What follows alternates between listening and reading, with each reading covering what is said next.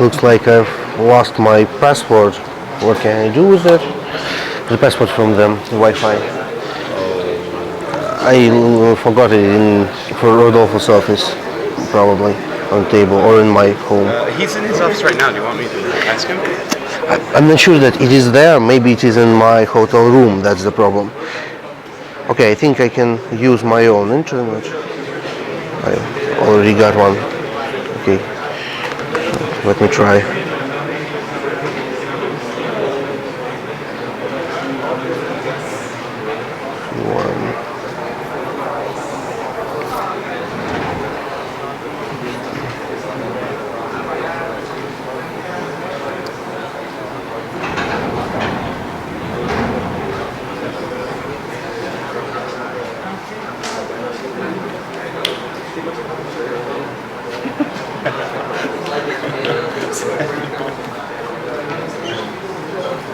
Did you get it?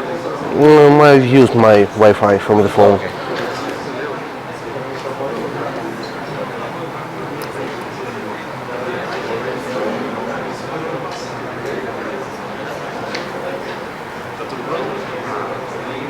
So we're all set on our part. We're all set on our part. So Okay. whenever you I have a converter from GI2.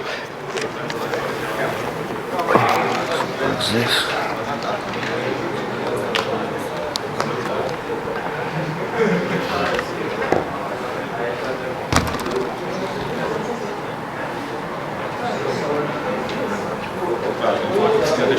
You need to put this one too. Yes, This one too. for energize, For what? energize the. Energy? Okay.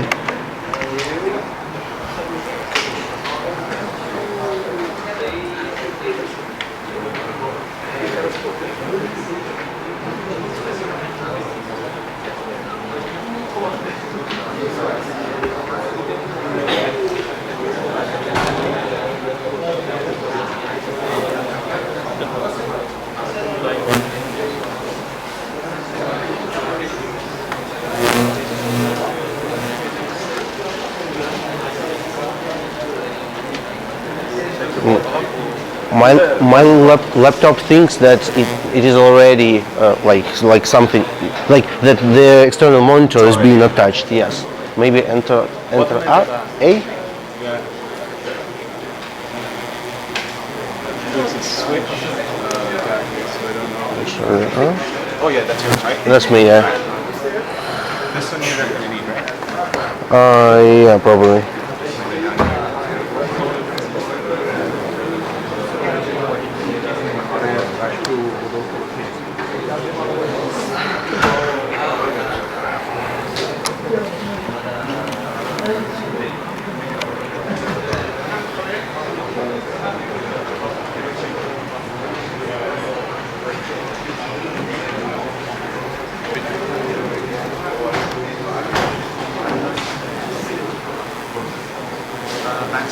Yeah. Rodolfo sent you yours. Yeah. Exactly.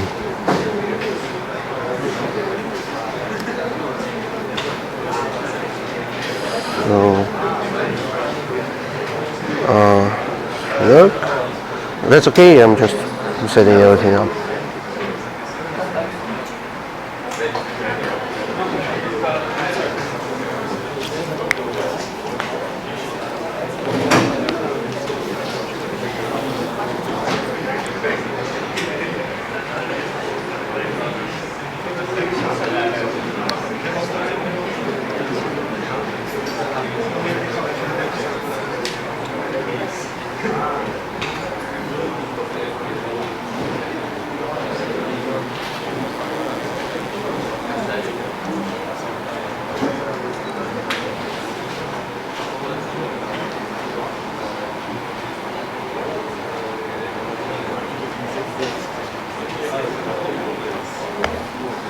Okay.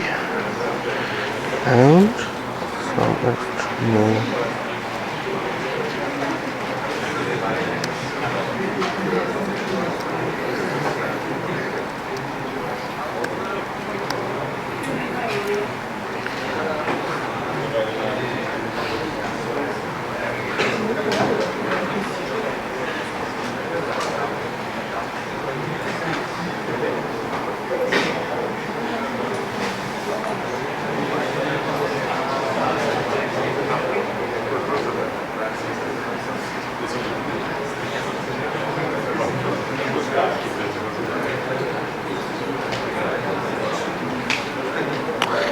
Okay, so let's start. We'll start with the editorial of yesterday's contest. Yesterday's contest was the Southwestern European Regional Contest that was held last year, like 3 months ago, for Spain, France, Italy, and Portugal, I think. And you did the contest pretty well, so let's go. I'll use the nice presentation that they've created for their problem set, and they've put it on the site, so I felt lazy to write something by my own, so we'll be using it. Oh yeah, that's much better. So, do everybody see what's here? Yeah, does everybody? Okay, the problem C was really easy, just about the understanding what happens in the statement, so I'll not talk much about it, like the solution. Actually, I didn't look much into it, so I believe the solution should be really simple and almost everybody solved that problem. So we will not spend much time on it. The problems are sorted in some strange order, apparently in order of their supposed difficulty, so it will follow in some strange order. Well, the problem K was about detecting cycles in two constructions. In some construction consisting of balls and needles in the space, and in the graph that is built by the shadows on the horizontal plane. So, in statement, you should have checked two facts. The first fact is that the original set of line segments, they form a simple cycle in a graph. What does that mean? That means that actually you should create a graph.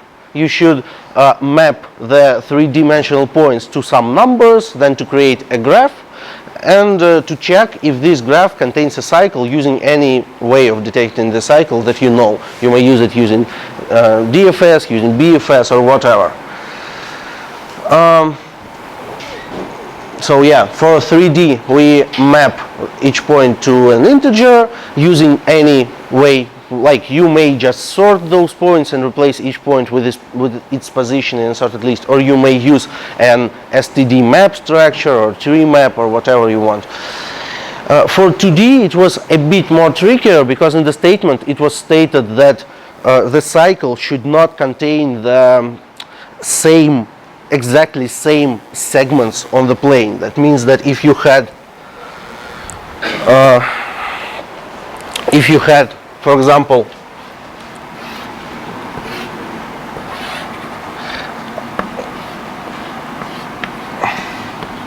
such picture consisting of two vertical segments and two horizontal, then they will project into like a loop, then a segment, then once again a loop, and once again a segment. And this is not considered a cycle, because there was a statement that something like Ni should not be equal to Nj. I don't know how it was designated in the statement. So what you needed to do here is to first of all remove the self loops, remove the duplicating edges, repeated edges between the two vertices. Do not consider them as a cycle on those two edges, and just run the same cycle detection algorithm. If there are any questions, just ask me. I'm going to stop and tell something. Okay, so the next problem was about the pyramids, some kind of generalization of Pascal triangle. You had such a recurrence, and you wanted to calculate the number of distinct numbers in the base of a pyramid of height h.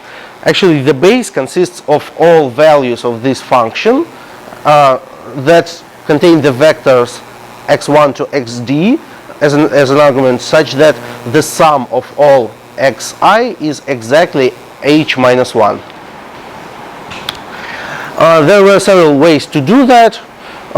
first of all, the brute force solution was pretty okay, because in the statement you were guaranteed that all numbers in the base of that pyramid they fit into a 64-bit data type. That means that the height of pyramid is not that large, and it also meant that you may have chosen to just recursively generate all the numbers that you need to build the base of the pyramid using those recurrence we had on the previous page. So you could just run the recursive generation. I think there were actually solutions that do not. Well, of course, you do not run the simple recursion. You use the recursion with the memorization that is similar to dynamic programming. I think there was stated that it was not enough to just run the memorization. You should have used the symmetry. I think that's not true. I've seen some solutions that obviously did not exploit the symmetry. But the good idea here is that you should not have actually generated for several times the vectors like 1, 1, 2 and 1, 2, 1. You do not need that, because the recursive formula you have there, well, I'm not from the recursive formula it does not follow immediately, but you may verify that the function you have is symmetric in respect to the permutations of its arguments. So you may have just generated only the vectors, the values for the vectors that whose components are ascending. That means, well, non-descending to be strictly. And that means that when you calculate one more value, you do not simply ask the values of all those previous vectors before asking the value, before looking for it in your memorization table. You should also sort the components of that vector. Okay, and yeah, that's not all. Actually, those of you who are familiar with combinatorics may know that the numbers we generated here are so-called multinomial coefficients that are the generalization of binomial coefficients. Actually, binomial coefficients are, well, the binomial coefficient nk is the number of strings consisting of letters k letters A and n minus k letters B, and this is the number of all strings that may be obtained by permutation of all those letters. And the multinomial coefficient n1, n2, and so on, let's say nl, is the number of strings that consists of letters of n1 letters A, n2 letters B, and so on until the nl letters whatever, A plus L minus 1, the Lth letter of the alphabet. So actually binomial coefficient nk is a multinomial coefficient nk n minus k. So these numbers also allow the formula similar to binomial coefficient. You remember that binomial coefficient is n factorial divided by k factorial by n minus k factorial. And the multinomial coefficient allows the similar expression. It is n factorial divided by the product of factorials of all numbers in the lower component, and L factorial.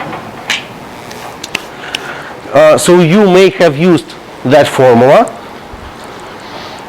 and do not actually generate all intermediate numbers, but generate only the numbers on the base of the pyramid. How could you do that? Well, there were a few issues that you should have faced. First of all, in order to calculate this, you may have used the big integers, but actually not. Actually, this formula does not require arbitrary precision arithmetic to be calculated. Some of you maybe know that the binomial coefficient may be calculated without any, in case it fits into a 64-bit data type, it may be calculated without any long arithmetic, right? How can we do that? Actually, the numerator of the binomial coefficient, let's say n choose k, the numerator is the product of numbers 1 to n, and the denominator is the product 1 to 2 to k by 1 to 2 to n minus k. And what you need to do is just to simply start multiplying and dividing by the numbers from numerator and denominator exactly in order: first number here, second number here, and so on. Why does it work? Actually, it works because all the, once again, the idea is that it is equal to 1 divided by 1, multiplied by 2, divided by 2, and so on, multiplied by k divided by k, multiplied by k plus 1. I'm not sure, is everybody see what is written here? From those parts of the auditory. Multiplied by k plus 1, let's say, divided by 1, multiplied by k plus 2, divided by 2, and so on. Actually, this will not require any fractional data types, because at each moment when you finish the intermediate evaluation, like if you stop over here, this result is also some binomial coefficient. It is integral. So you may fit it in an int, and all the intermediate results are smaller than the actual results, so all of them will fit into your data type in case the overall value of the binomial coefficient fits in your data type. And similar for multinomial coefficients, you may calculate them by multiplying by the first number from numerator, then dividing by the first number from denominator, and so on. So are there any questions for this? Okay, in case there are no questions, let's move forward. After that, there was problem F. Problem F was about the rooted tree, and it was asked to find for each node the value of keys, the sum of values in its subtree whose key is smaller than x's key. Well, that was like whose key is smaller than x's key. Yes, there are lots of ways to do that. The naive way is too slow, of course, it is n squared. So let's discuss several other ways. Actually, what do you need here? The most common approach to this kind of problems, start the traversal plus Fenwick tree.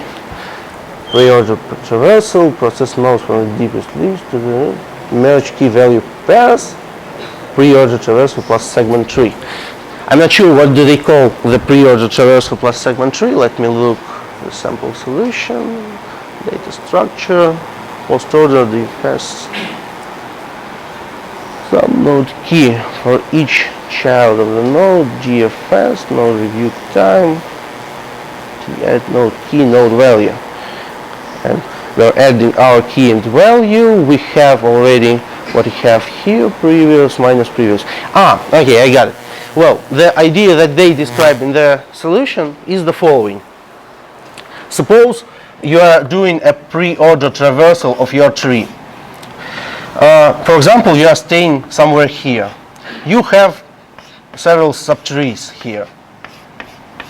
This is your current vertex node. Also, you have a data structure separate from this tree. A data structure, for example, a Fenwick tree. in which you store the key value pairs that you have already visited during your traversal. During your traversal, you have already visited all these. Let me choose another color. That's not another color.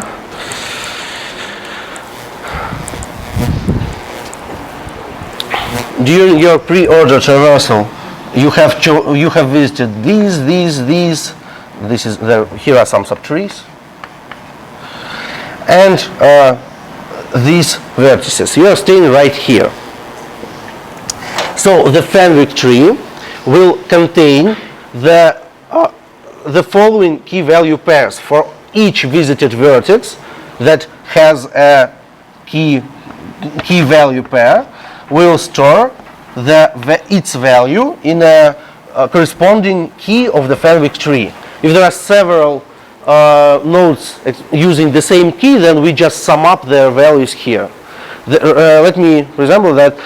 Fenwick tree is the data structure that allows you to calculate sums on arbitrary segments of the sequence, and that allows you to change the elements of this sequence as you want, increasing them or both or decreasing them if you want to calculate sums.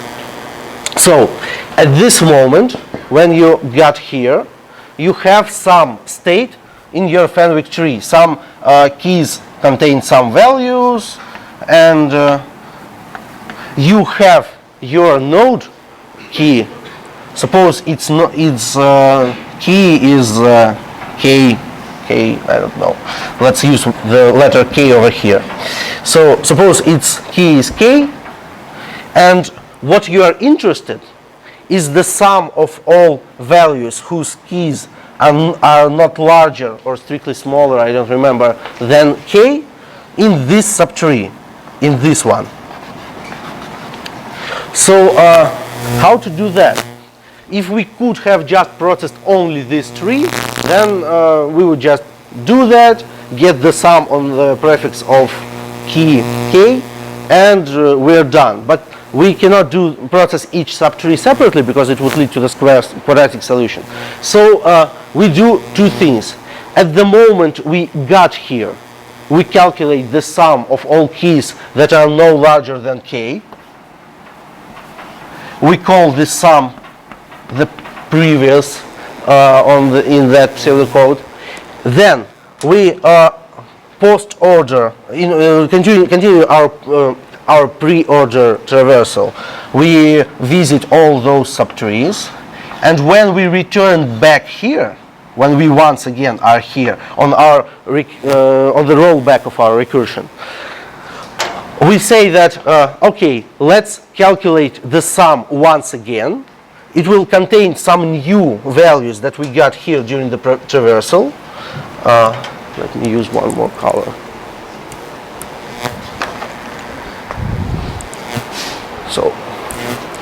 So the new values are green and the olds are red. We have several old values here. And after we traversed everything here, we got new green values. So after that, we calculate the sum on the prefix once again. If previous was the sum of red values, then the new sum will be sum of red values plus the green values. Not a green. So, wow. So what you do then is you just you just subtract the old sum from the new sum, and that removes all the unnecessary nodes with the keys smaller than K from your consideration. Their difference will just remove all the red vertices, all those vertices, and leave you only the sum of keys that are no larger than K in your exactly here subtree. So this is a solution in O of n log n. Are there any questions for this solution? Did everybody get what happens here? please ask me a question. I'm sure there are questions. No? Oh, sorry. Fee performance review. Yeah, that's the only solution they have described, but let's also stop on few solutions that my keyboard is not very well. So let's stop on the few solutions that are also here. Well, let's discuss this solution also. This is what I called the smaller to larger optimization in our questionnaire. This is also a very common trick. Let's discuss it.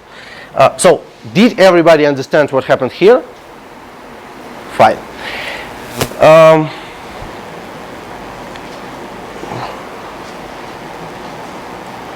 So, what do we need to do here? Or maybe I think we will not discuss it because it will lead to the larger complexity. Okay, let's discuss another one solution. Also, the common idea that is used when you calculate some values among the subtrees of some tree is to consider the entrance times of the vertices, assign each vertex its index in a pre-ordered traversal. For example, you have the index of the root always 1. Here you have 1, 2, 3, 4. Here we have 5, 6, maybe 7, 8, 9, 10, and so on. So assign each vertex its index in the pre-ordered traversal. After that, the important property is that each subtree is a contiguous segment of a pre-ordered traversal. That means that you are interested in calculating the following sums. Let's denote the int of a vertex to be the index of a vertex, its pre-order index, and let's say the numeration of let's say that we store not this. Let's say that v1, v2, and so on, vn is already a pre-order traversal, just to make things simpler. Okay, so what we need to calculate is actually a sum of the form by all I between the pre-order index of our current node, starting from some L to the last index in this subtree to some R. Suppose this is L and the last index here is R. Sum here of all vertices with key smaller than some constant, key of I smaller than some constant, of their value of I.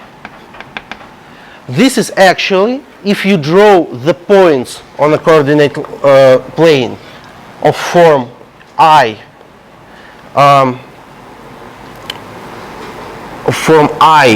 key of I, if you draw such points and assign those points to the values, this is actually a rectangular query of form you need to calculate the sum of all points, of values of all points that belong to some rectangle. In this case, the rectangle is always having its bottom part on the x line, so it is a bit simpler. How do we solve that problem? This solution is more generic. It actually does not exploit the fact that the queries are from the tree, but it still can be solved in O of n log n pretty efficiently. What you need to do here is actually, you may use any two-dimensional data structure, you may use like two-dimensional segment tree or a segment tree consisting of Cartesian trees, but that's an overkill. Actually, you can do here any sweep line algorithm. Let's say you may visit all your points in the order of increasing key, and when you get to the upper bound of some query, just ask for a sum of all points that belong to a corresponding X range. So this is another way to look on the problem of calculating some sums in the subtrees of a tree. You may always represent it like a one or two dimensional problem, and it may be a bit easier than inventing an approach like described in the statement. By the way, the approach in the statements looks equivalent to making a sweep line in this direction. Actually, when you traverse the nodes in the increasing order of x coordinates, it is the same as pre-order approach. I should have removed the back of. Okay. Are there any questions for this problem?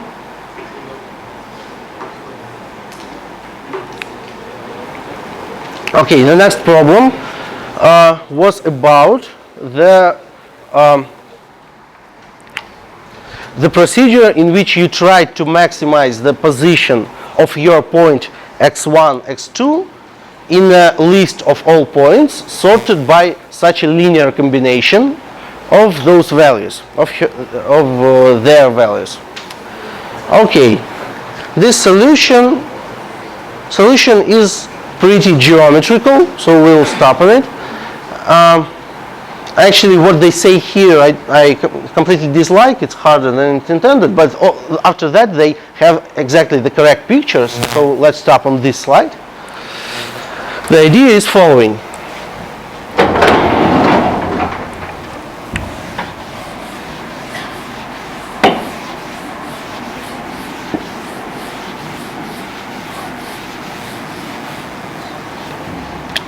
What do you have? You have a number of points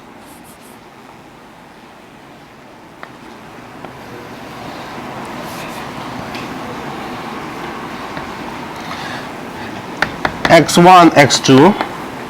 You have your own point, you like this point, and several other points, and after that you choose a pair of integers w1, w2, and you call a score of a point, this is your point, to be a linear combination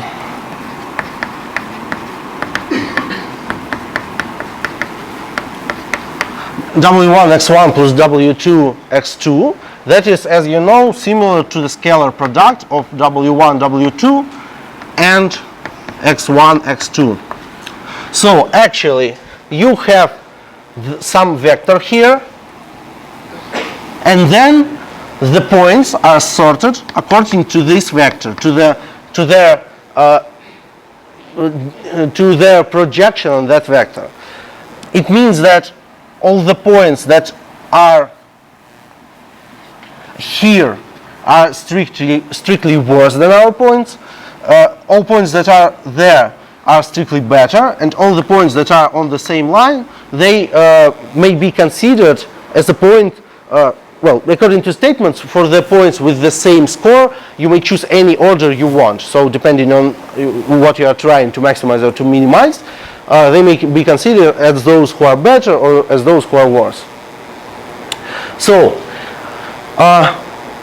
note that actually the only thing we use from the w1 and w2 is the direction of that vector.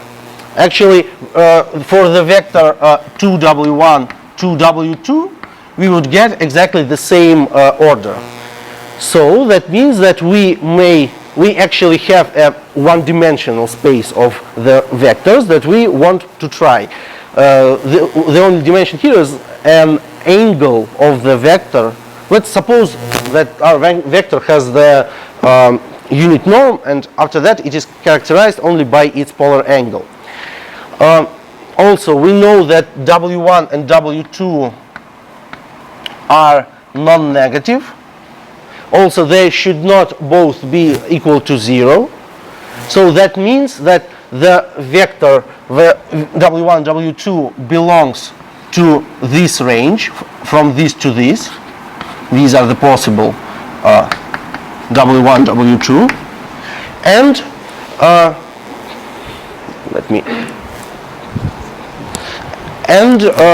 this means that actually we are interested in the half planes passing through our point that are varied from this state to this state. This is exactly what is depicted on that picture. So let's do kind of sweep line algorithm, but it will be not usual sweep line like you follow in some direction with your line. This will be a polar sweep line, or they call it radial sweep. Okay, so what's the idea here? Start from this state of your half plane. Calculate how many points are to the right, how many points are exactly on this line, and how many points are to the left. We will now do the following. We will slightly turn our line, keeping track of events like when we pass through the point. Previously it was in the right half plane. When we pass exactly through it, it is on our half plane, and after that it is to the left of our half plane. The same but the opposite, similar but the opposite happens here. This point is once to the left of our half plane, after that it becomes to the right. So what are we going to do? First of all, let's find out all the events in order how they happen. Which are the events? What are the events? Events are characterized by the vector connecting our point with some other points that may overcome, that may become better or worse than our point. So there are in total n-1 events. Maximum n-1 events, because these points and these points do not actually define an event. These points are always better, and these points are always worse than our point. So we are considering following vectors. To the simplicity, let's translate all vectors from here to here just by taking the symmetric vector. This is completely fine because the event when our line passes this vector is the same as when our line passes this vector. But for the original points from here, we know that when we pass them, let's say that we track the number of points that are better than we. Then when we pass the original vectors from here, the number, the number of points that are better than we is going to decrease. So it means a minus minus here. And for the points that were originally here and we just translated here, the number of those who are better than we is going to decrease. So actually these points and the translated ones, they define a different kind of events. It has a different effect on the number of points that are greater, that are better than we. Okay, so we have a set of events that are defined by the vectors in this quarter of the plane, in this quadrant. So events of kind vector and delta that is equal to plus or minus 1. This is the effect of this particular vector on the number of our opponents that are better than we. Okay, sort all those pairs by V. What does it mean sort? Sort in direction from this to this. This means a usual polar sort. You know that this can be done using the vector product. Also, all things here in this problem are integral. So you should not have any precision problems. You may just use the vector product. All these points surely belong to the same half plane. After that, you may have several points belonging, several events that are collinear. For example, this point and this point, they were originally collinear. After translating this vector over here, they are still collinear. That means that these points will be swept by our line at the same time. So consider the state when our line passes through these points. We have two values. We have the number of points that are strictly better than we, and we have the number of points that belong to the same line with us. So passing through the point, when we pass, we should update our current best answer and best position and the worst position with the current position of our point in the list. The current positions are the best possible is A plus 1, and the worst possible is the A plus the number of all points that are on the same line. So yeah, on the picture it is shown exactly like this. Be careful of products with the same test scores. Yeah, I suggest you to write the code in the following manner. You sort all the events, all the pairs, like the vector and its effect. After that, you, well, what usually I do is I just usually, here are all the events. I process the events with the same vector together. So I'm not just iterating with a single pointer through this with a single index through this array. I extract the segments containing the same key, the same vector, and process them together. So calculate the total effect of all those vectors, consider all the points before this effect with exactly this line and after this effect. Are there any questions here? Yes. Question? No, that was not a question. Somebody was just raising his hands. Questions? No questions. Who will be the first who asks the question today? Okay, let's move forward to the problem D. What we had here we had some kind of some process, randomized process. Let's talk about it. Okay, so this the statement was the following. You had some kind of bingo game. I don't know, do you have here the bingo game when you have to choose some numbers, and when you have chosen some appropriate set you have won? Tomorrow, Brazilian ICPC. I think we can remove this, but we are not going to remove that. Erase.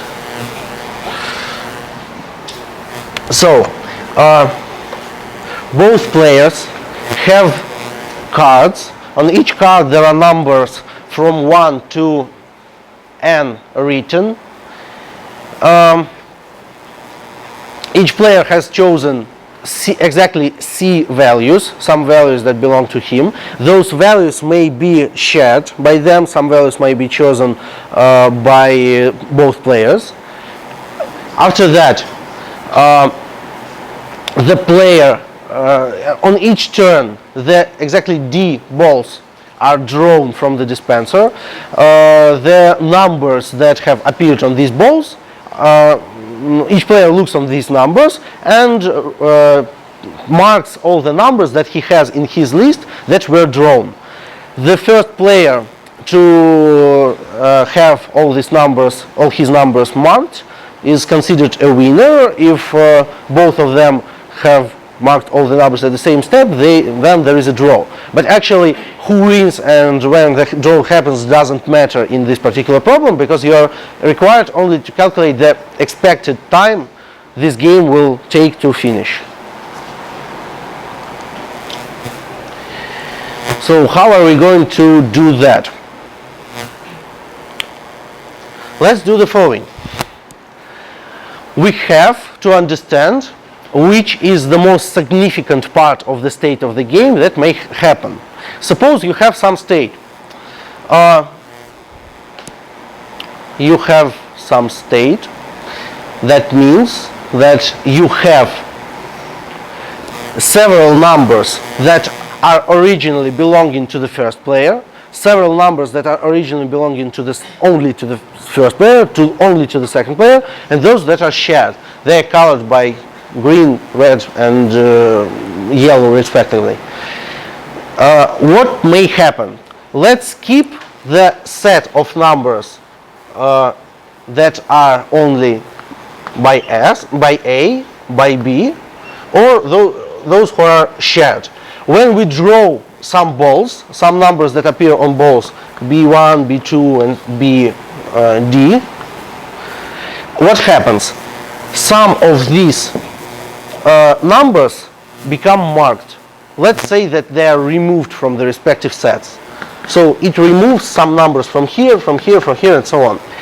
Notice that all the numbers inside the set S are indistinguishable from each other. The probability on each turn that the one number will be chosen but not the other is the same for all the numbers.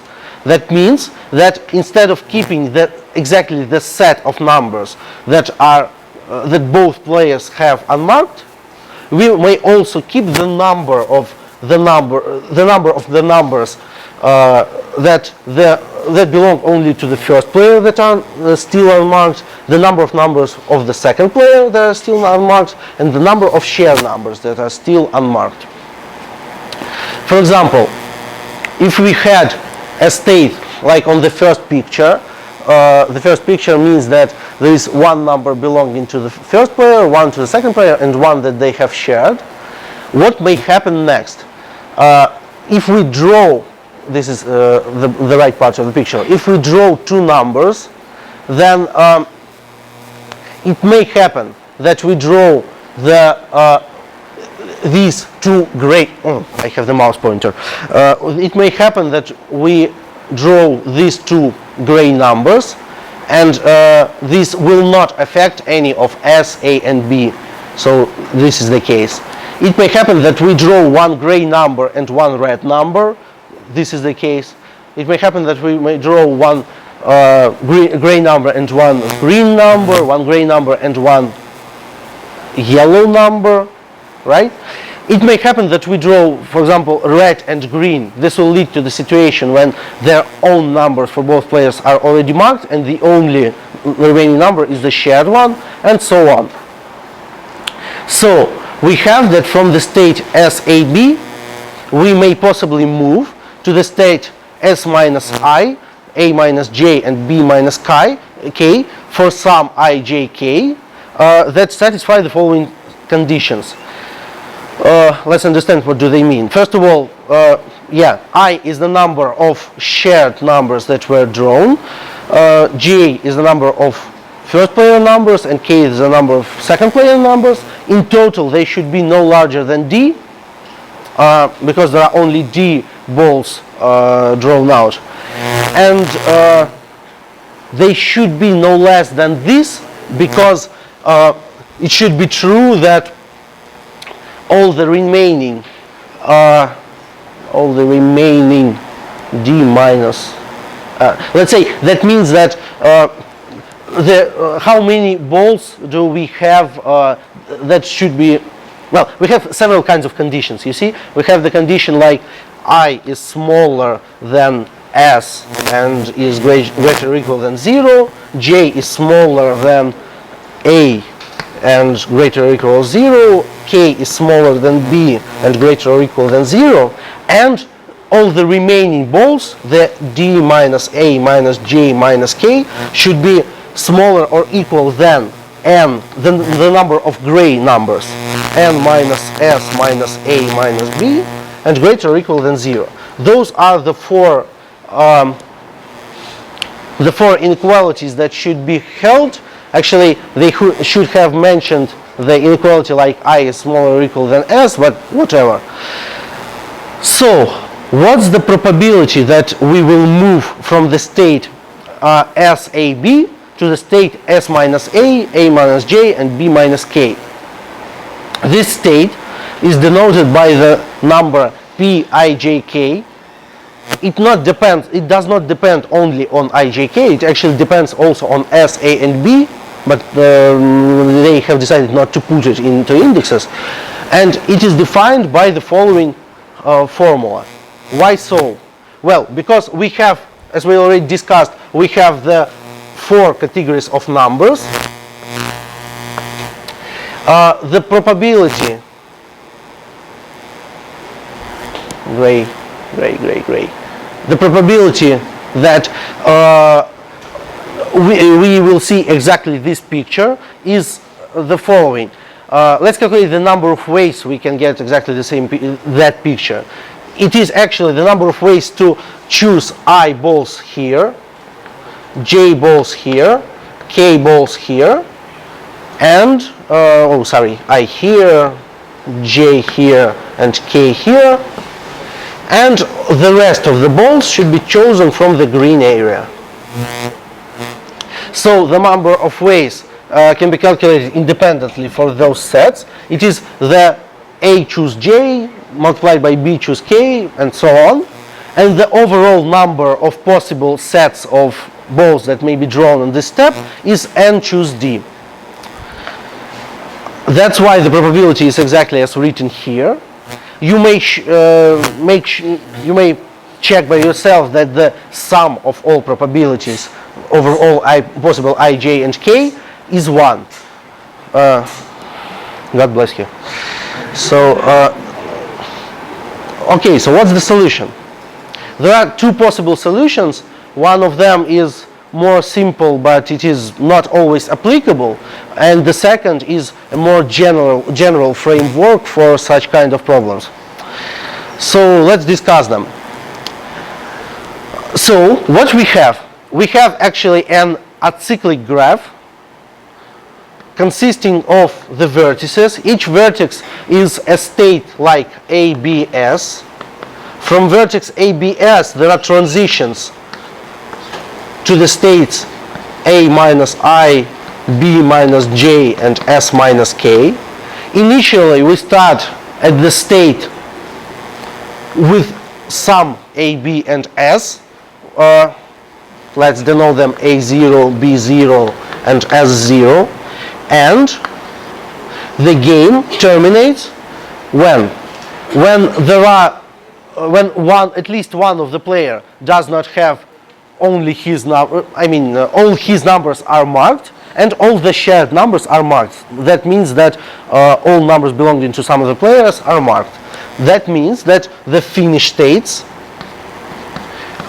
are those in which those who look like 0 something 0 or something 0 0. These are the terminal states. Also, we have some kind of random walk in this graph. For each transition, we know the probability P, I, J, K of us to move from this state on this state. The random walk happens as follows. We stand in some vertex. We have all the ongoing edges. Also, we have one very important edge. You see, this graph is almost acyclic. Actually, there are small cycles. There are loops in each vertex because it may happen that we will not draw any ball that is new for any of the players. We may draw all the gray balls. It is in the case when I, J, and K are equal to 0.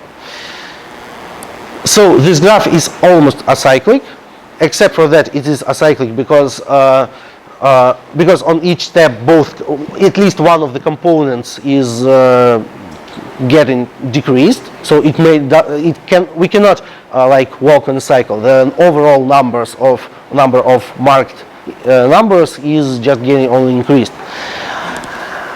We have a random walk that works as follows. We stay at some vertex. After that, we have all the outgoing edges. The total probability of walking all those edges from each state is 1. We choose some of the edges according to those probabilities, and then we walk by that edge. And the question is, what is the expected time of us getting to some of the terminal vertices? That's all, to get into some of the terminal vertices. What is the expected time? This is a pretty standard problem, like for those of you who have already had the probability course, this is called a Markov chain, and you need to find the reachability time from one vertex to another. This may be done in several ways. Let's discuss the easiest way. The easiest way that is applicable in this problem is to calculate the following values. Let's define the value epsilon RSAB to be equal to what? It is the probability that on turn R we are in the state ABS, they have denoted this, okay, in the state SAB, whatever. So it is not an expected time of anything, it is a probability that on turn R we are in the state SAB. Actually, what we do here, we cannot simply calculate the expected time like using the dynamic programming over the graph, because it contains cycles. We cannot simply tell what is the expected time of getting here by from here, because we do not know how many times we are going to roll through that loop. So what we can do is we can introduce the new parameter denoting the time, the number, the index of current step.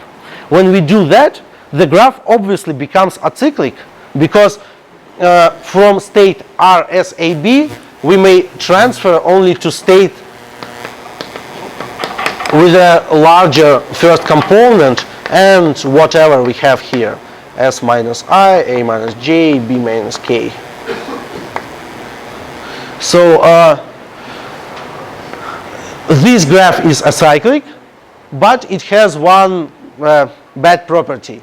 It is infinite, because actually it may happen that we spend an arbitrary number of steps getting from the source to the target vertices. We may easily spend 10 to 100 number of steps, although the probability of doing that in this number of steps is really small. It is almost negligible.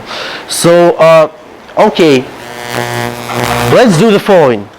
Let's say that the number of steps we have to get in order to get to the target is actually some random variable, and its distribution, as we may expect, it looks like something like the following. It slightly, not really slightly, it decreases on the infinity. The total, this is the density function, the total value under the area under this plot. It is not actually a contiguous function, it is more kind of the set of, how to say that, the diagram, the histogram, yeah. So let's say that we will consider only those cases in which we get to the finish in time are smaller than, let's say, 100. So once again, we say that the probability that we will get to the finish in a time more than 100 is really slow. In one of the following slides, we will estimate what is that probability. Because it is really slow, the expected value of the time we need to get, the expected value by the definition is equal to the answer to the problem is equal to the sum of epsilon R, all the finish vertices. This is the sum of epsilons for all the vertices that are terminal, multiplied by R. This is the definition of expected value by all R from 0 to infinity. we will say that instead of summing up to infinity here, we will sum up to 1000, and this won't affect the answer much. So, after that, the graph becomes finite, it becomes acyclic, and we may calculate the probabilities epsilon just using the dynamic programming. Actually, the dynamic programming is described over here. Probabilities. Oh, I have told you the different solution, unfortunately. These guys calculate not the probabilities epsilon, they denote by the epsilon the expected time. Okay, let's say that my solution was different. It used the p-values, and it still works. The probability of being in a state RSAB may be calculated by the almost the same formula. Okay, let's discuss what they told, not to make you mess in the formulas. So, what they tell the following. Let's calculate the R, so that's the recurrence, epsilon R0 A0, the expected time is R. Okay, and epsilon, expected time to get there in time R, that's fine, and the expected time there is, yes, of course. What they say there is the following. Denote as epsilon R 0, epsilon R SAB. So this was the wrong formula. Do not consider it. To be the expected time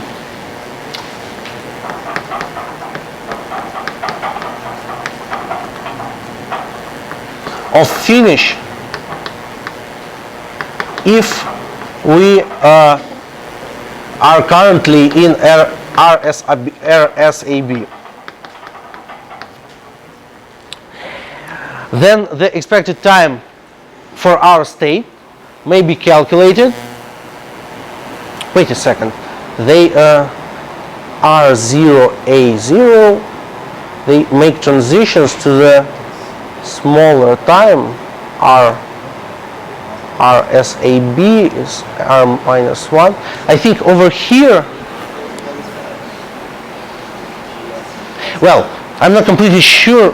I should have looked more carefully at that formula before. So, give me one more minute.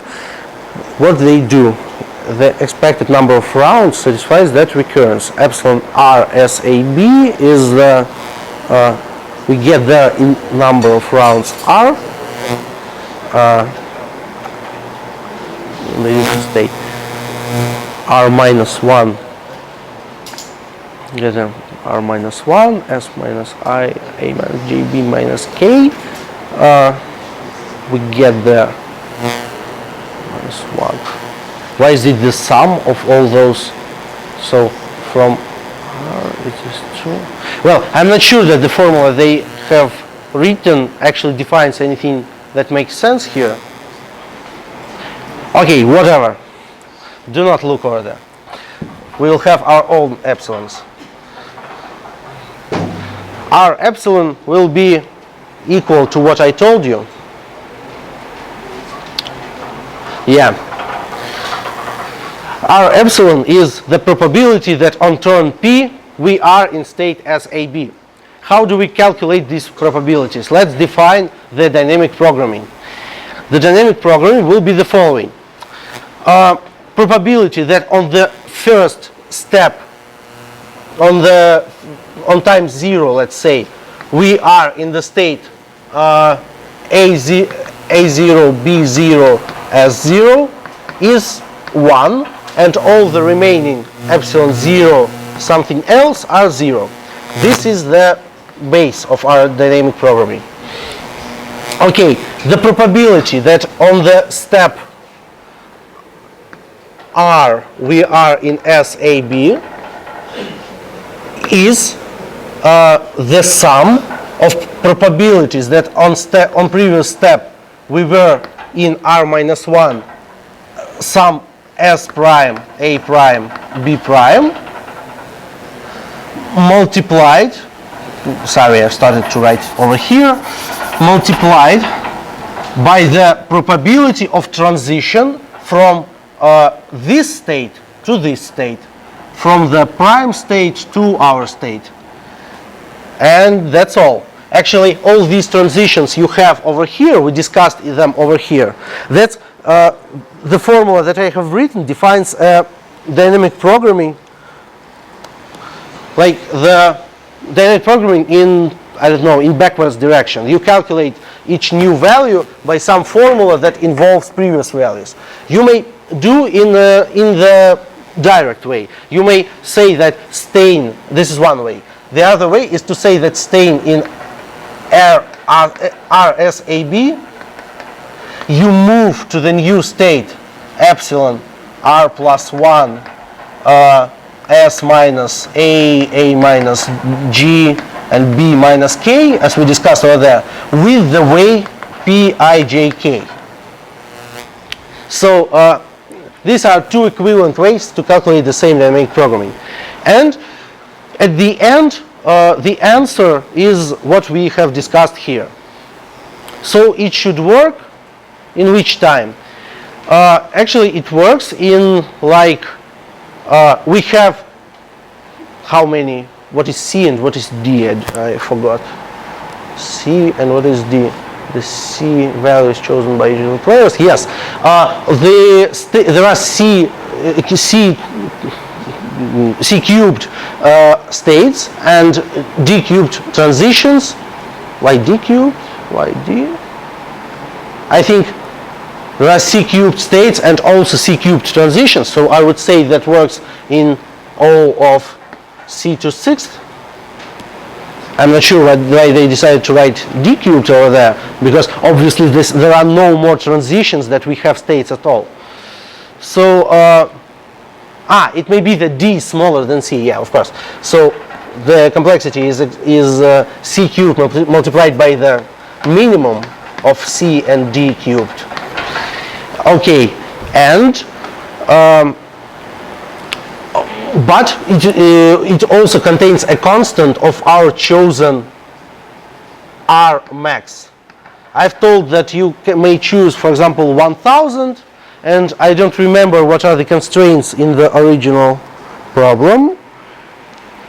Yeah, in the original problem, C and D were no larger than 10, and that means that you may, actually you have a really good constant, hidden constant here, because there are no more, actually not C cubed by C cubed divided by 6 states, there are not that many transitions, so you may easily perform 1000 operations. Those operations are pretty simple. And according to what they have written in the statement, in the tutorial, they claim that it is enough to perform 1000 rounds to get an error smaller than 1/10%. There is a way how to estimate an error. They say that actually, well, they estimate how many rounds we should get from each state to leave it for sure to some smaller state. And after some computation, you get that it is enough to make 1000 rounds. I'm not sure if anybody submitted this problem using that exactly way, but still this makes sense. But using the more complicated argument, you may create a dynamic programming that does not involve an extra time argument. Let's do that. So, are there any questions for this? This is a really simple dynamic programming. Please ask me some questions about it. Yes? The formula, This one. what is written? What is written over here? You see, when you calculate dynamic programming, you may do it in two ways. You may calculate in backwards direction or in forward direction. Backwards means that you calculate the new values by sum of the old, and the forward one means that you stay here and update the new one with your current value. Okay, so these are two. This is the backwards direction. This is the forward direction. What is written here? Here I have written the following. Suppose that at time r we stay over here with probability, with some given probability. That means that at time r plus 1, from this state we could have got to here, here, here, here, or stayed here. And we know what is the extra probability that we should add to r plus 1 here, r plus 1 here, and so on. These probabilities are exactly the transition probabilities multiplied by the probability of staying here at the time r. So that means that from state epsilon r s a b, we transfer to the new state r plus 1 s minus I, a minus j, b minus k. The transfer means that we add the product of our current probability, multiply the probability of transition to this probability, to this value of dynamic programming. This is kind of forward dynamic programming. Yes? Okay, are there any other questions? No one. And the other one? The other, this one. This is the opposite way. If you do not want to, if you like to write dynamic programming in a closed manner, like you calculate the new value by the given formula instead of spreading your current values to the forward. Maybe this may be a bit easier. Then you will have to do a bit different thing. You will do like, if I am right now at state SAB, that means that on previous step I could have been in some previous states like S plus I, A plus J, and B plus K, S plus I, A plus J, B plus K. These are the previous states. Or I may have stayed over here. So the probability that I am right now over here is the sum of probabilities being over here on the previous steps multiplied by their transition probabilities. This is exactly the same. This will lead to exactly the same result as doing the same in the forward direction. Questions? Okay, so let's discuss this part. This part is the following. Now, I don't want to erase that.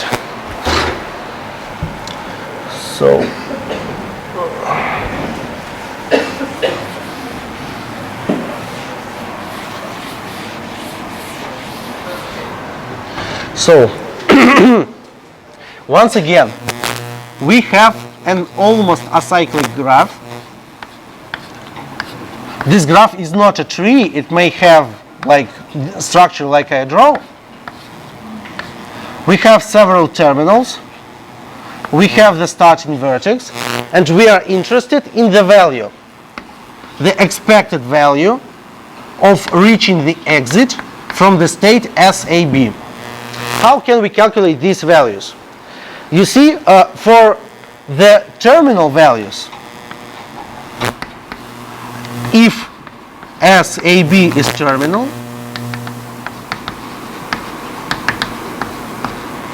then what is the expected time of getting to the exit from the SAB? Somebody? If we are already at the exit, what is the expected time of getting to the exit? Yes, of course it is 0. This will be the base of our dynamic programming. Okay, consider some vertex. Some state SAB. It has several transitions of it. Each transition has the probability Pijk, and these are the new states S minus I, A minus J, B minus K. And there is also a self-loop. So, what is the equation on the expected time of getting from here to the exit? What is the equation? in general case, equation looks like the following. ESAB is the sum of, by all ijk,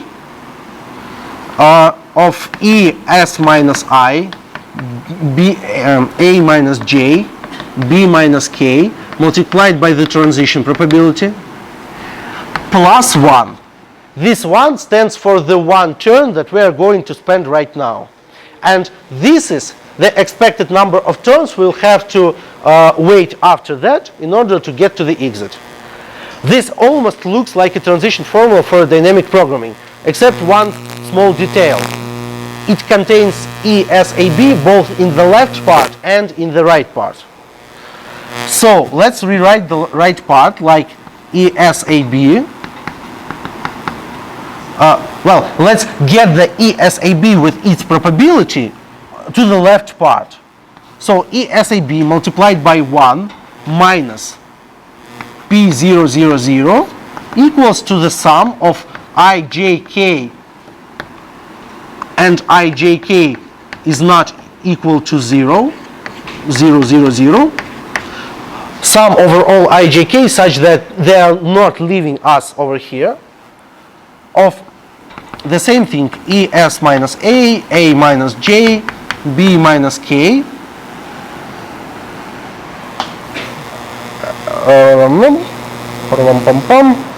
plus 1. Yeah, exactly. So now it is a much better formula, because these values are the values that are further in our acyclic graph.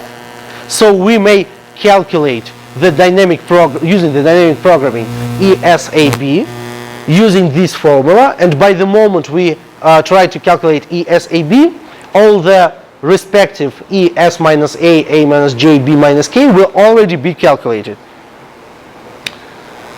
So the overall formula looks, well, it looks like it is written in the presentation, you see. This is a correct dynamic formula, dynamic programming formula that leads us to the answer that is stored in S0, A0, B0. The answer to the problem is located over here. And this formula, or this solution, works in exactly O of C cubed, D cubed. It does not depend on any number of rounds. Are there any questions for the solution I described over there? It looks maybe even a bit simpler, but maybe harder to understand why we are allowed to write the equation that is marked by number 2 over there. Yeah, thank you. So, okay. What time is it?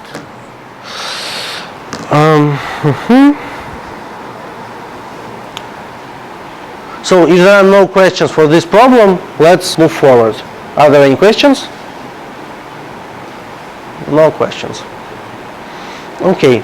Well, the problem I was, I think, easier than the previous problems. Problem I was the following.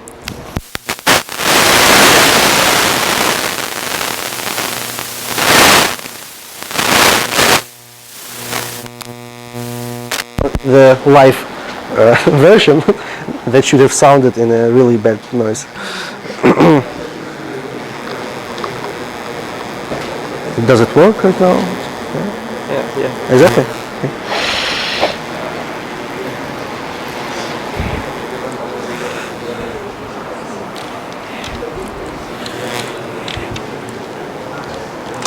So,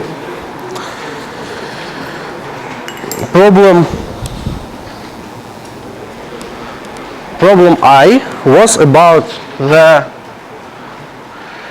following. You knew that your edge weights satisfy several equations. Each equation has a form of, like, if we transfer by the certain track, then the total weight of all edges along that track modulo 13 is equal to something. And we had to restore the shortest path between the two given nodes. Well, it was also guaranteed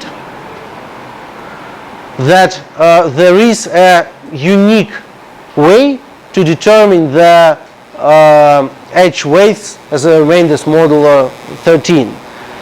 So all we had to do here is to write down a system of linear equations. For example, this I think is a sample case. It results in such linear equations, and then solve them. You know that the linear equations modulo any field may be solved using the Gauss elimination. The only difference is that here you have to divide. When you are subtracting one row from another with some coefficient, this coefficient is usually the ratio of two coefficients, and in real numbers this will be a fraction, and here it is still residual modulo 13. You may divide in a field modulo 13 without any troubles. So after that you may compute the shortest path using any algorithm you want. I think even using the Floyd-Warshall algorithm, because you already have the complexity like the cubic by the number of edges. So yeah, that's all. Are there any questions? So that was an easy problem. Oh, this problem was pretty tough. You had some pentagonal tiling,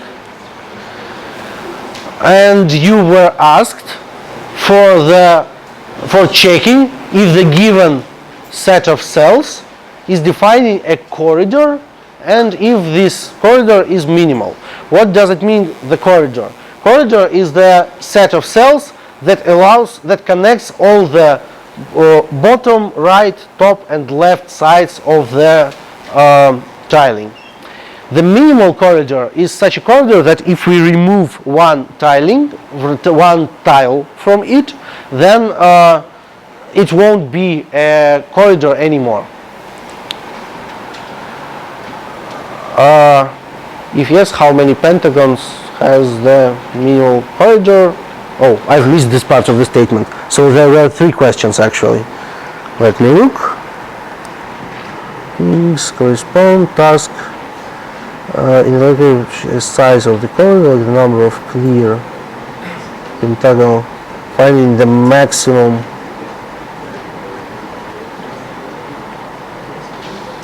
clear pentagonal tiles of the corridor. The question is, for each one, if a corridor exists, the white corridor is clear.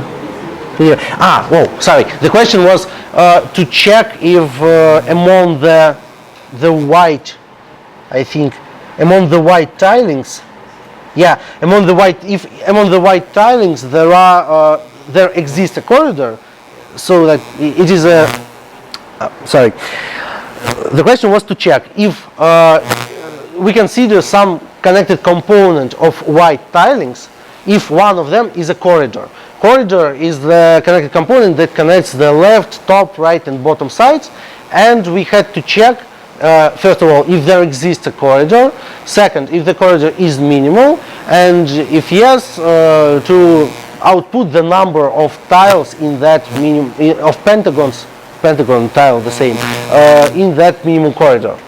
Well, first of all, notice that if there exists a minimal corridor, then it is unique, because you cannot draw like two intersecting corridors, two corridors that do not share any tiles. I will schematically draw it like this. If you have something like this, you cannot simply this corridor, the path from the left side to the right side, divides it onto 2 parts, so you cannot draw one new more corridor without intersecting the old one. So if the corridor exists, then it is exactly one corridor. Okay, how to find out the right corridor.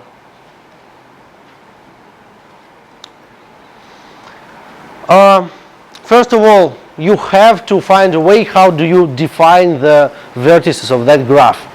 It's a pretty tough thing. There are, I think, in the statement they suggest you some way. In the statement they numerate those tiles in some way for you already. So you have to carefully build the graph. After that, you have to find the candidate for being corridor. Who is the candidate for being corridor? Well, find all connected components. For each connected component, it is a candidate for being corridor if, well, it is a corridor actually if it has at least one tile that is attached to the left, at least one tile that is attached to the top, to the right, and to the bottom. As we already discussed there will be no more than one such connected component. Okay, how to check if the corridor is minimal? This is a more difficult question. The naive way would be to simply try to remove each possible tile from the corridor and check if it is still connecting all the four sides. But the time complexity of such solution will be too high, as it noted there. So the solution that is suggested by the authors is the following. We will only, let's say on this picture, there are no more pictures. Oh, well, let's see. We will not try to remove and to check if the corridor splits into two parts. We will not try to check that for the vertices of degree 2. Because if we removed a vertex of degree 2 and the corridor disassembled into two parts, then we may have also removed some other vertex of degree 1 or degree 3, and it may have also been disassembled. So once again, we should not consider the tiles of degree 2. Why? Well, first of all, what are we trying to check? We are trying to check if there exists a tile such that we remove it, but it is still a corridor. This is the condition when the corridor is not minimal. So suppose that we have such tile of degree 2 that such that if we remove it, the corridor is still connecting all the four sides. What does it mean? It has two neighbors.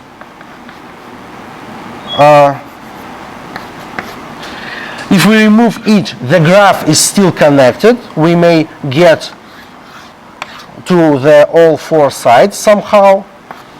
Okay, I want to tell that there exists another vertex that after the removal of that vertex, the graph will still be connected. Just move to one of the adjacent vertices until they have the degree, not the degree of 2, but the larger degree. Or the smaller degree if we move to the one that's adjacent to the left, top, or right, or bottom side. This is not a formal proof, and well, to be honest, I'm not sure that what they stated is at least correct. I wanted to check that by generating, but stressing the solution, but I didn't manage to finish that in time. They actually claim that it is enough to check only the vertices. Once again, we check only the vertices with degree 1, or the vertices of degree 3 or larger, or the vertices of degree 2 that are adjacent to some vertices of degree 1 or vertices of degree 3 or larger. So they claim that it is correct, and the most important part is that there is at most 4 nodes with degree 1 and at most 6 nodes with degree 3. This gives us the upper limit of the constant that bounds the number of critical nodes that we have to check. Why is it so? Okay, I can explain why there are at most 4 nodes with degree 1 in a minimal corridor. That's pretty easy. Consider the sides. I claim that if there are 5 or more vertices of degree 1 that belong to the sides of our tiling, then we may easily remove one of them. Namely, let's choose one vertex that stands for the left side, one that stands for the upper side, one that stands for the right side, one that stands for the bottom side, and the remaining are completely useless. Because if we remove this vertex, it was connected only to somebody else, we will not ruin the connectivity anywhere, and we will not ruin the connectivity between the internal vertices and the sides. So we may easily remove them, and in the correct solution there are at most 4 nodes of degree 1. Also, they claim that in the correct solution there are at most 6 nodes with degree 3. That makes sense, that looks like it is a true, but I do not have anything better than an empirical argument that a minimal corridor should look like a tree. That means that it looks like the following picture, like this, or maybe like this. And this means that there may be not so many vertices that are branches, that allow you to split into the different directions. In this case, there are 3 branches, and each branch is actually looks like this. This is the case with exactly 6 vertices of degree 3. Each branch looks like this. It involves like 3 vertices of degree 3, so there are in total at most constant number of vertices of degree 3 and larger. So this is an empirical argument why this may be true. I'm not sure how to prove it. But I have a different solution that does not require this idea. I think you could have, well, did somebody solve this problem during the contest? As far as I remember, nobody solved, right? Okay, looks like yes.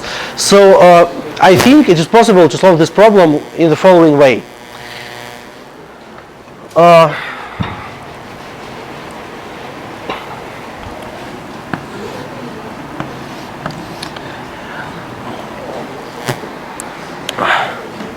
You want to check that when you remove each possible vertex in the graph, it loses connectivity to several special vertices, right? You have some graph that is not a tree, it contains a cycles as we've seen there, but this graph has a property that it is connected to the bottom, to the left, to the up, and to the right. Introduce special 4 vertices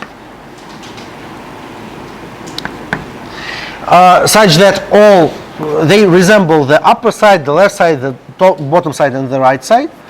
Connect all the tiles that are connected to the top, for example, with this special vertex. So you have such picture. And what you need to check after that is that removal of any vertex here ruins the connectivity between those special vertices.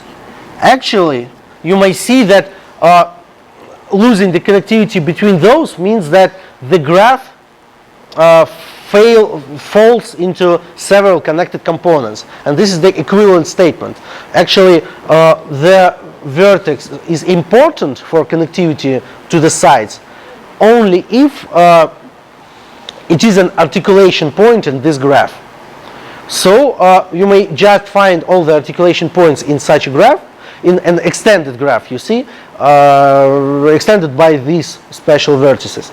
You may find all the, why do we need to extend it? Because in the case like this, yes, this vertex, the topmost vertex, the topmost tile, will not be an articulation point if you just run the algorithm of finding articulation points on this graph. Actually, you need to connect it to somebody to consider removing this as a bad situation. So you find the articulation points and then you just looks like you're done. Are there any questions on either of the solutions? No? How to deal with the connections? With the connections, with which connections? With like, To organize the edges, because I think it's what was the most difficult part. how to implement the graph, you say? Well, I have no like simple way here. What would I do? You have, well, each tile may be identified, well, they distribute tiles in the groups like this. This group, in a groups of 2 tiles that are adjacent to each other, they are symmetric to each other, you see? And they identify each tile with a triplet like I, J, and K. And here they give some recipe how to draw the edges. Actually, what I do usually is that I draw some part of the picture, then I draw all the edges that correspond to this part of the picture, add all of them to the graph, like run a cycle that add an edge from I, J, K to I plus 1, J, I don't know, K or not K, and I try to add as many edges as possible. Even though I can add several I can add the given edge several times. Even though I can do that, after all, I just unique all the edges, and looks like most possibly I'm going to add all the edges. So just do whatever you want here. I will post this editorial I will send it via mailing list, or we'll post it into the site, and you may read what exactly they have shown here. They give some recipe. I don't think we're going to discuss it right now. So, okay, are there any other questions?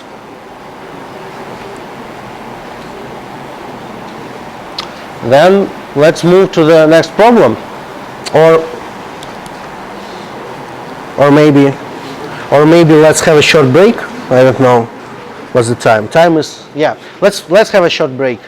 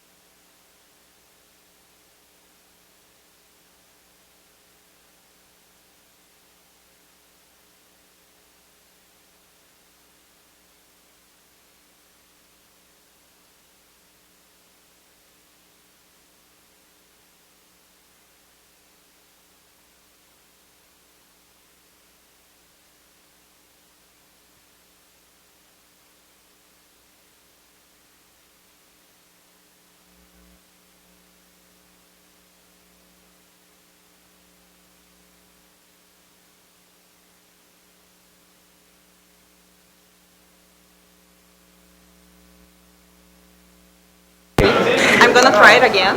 Did you get?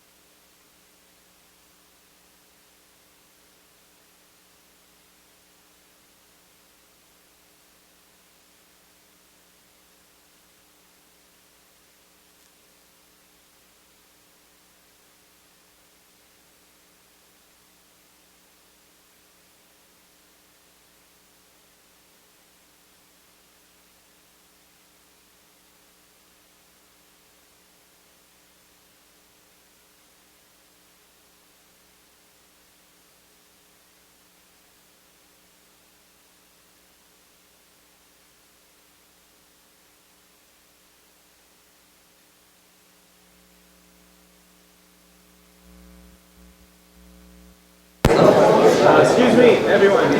Before we restart the lecture, thank you. Before we restart the lecture, I just want to give a quick notice in regards to tomorrow's schedule.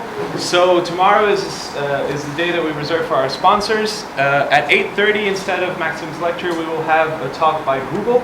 And Microsoft. And in the afternoon, we'll have a talk by Google. Lunch will be in the same place, same time as every other day. So please, we ask that you, even if Maxim is not going to come, we ask that you do come because the sponsors are the ones that make this event possible. So, you know, the more people we get here, the better it is for them and for us as well. So, continue with Maxim's lecture. Thank you. The Google Talk will be here or at... Both of them will be here in this class. Yes, and the launch is 30 minutes later. Oh yeah, so the lecture will be, the lectures are normally up until 11:30. The Google Talk will end, I think, at noon. So the lunch will be about 30 minutes later, but it shouldn't be a problem. Probably up until noon, so 3 hours and a half. Sorry? Oh, it's probably up around till 6, so same schedule for dinner. Any other questions? Excellent. No problem. So let's continue. Okay. So let's continue with problem E. Please silence.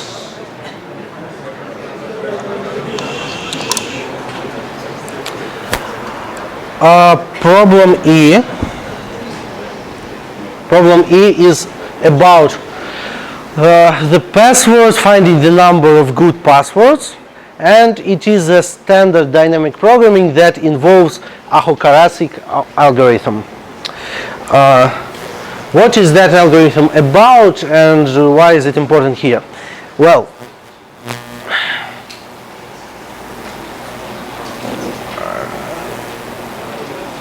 so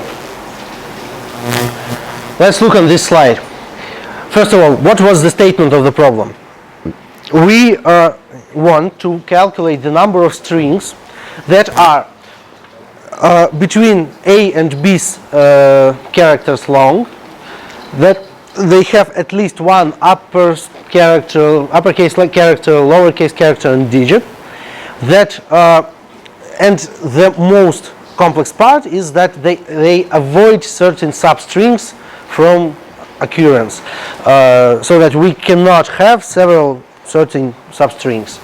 Moreover, we cannot have them not only as a substring, but also as a substring after replacing some similar characters with the digits. For example, we may replace O with 0,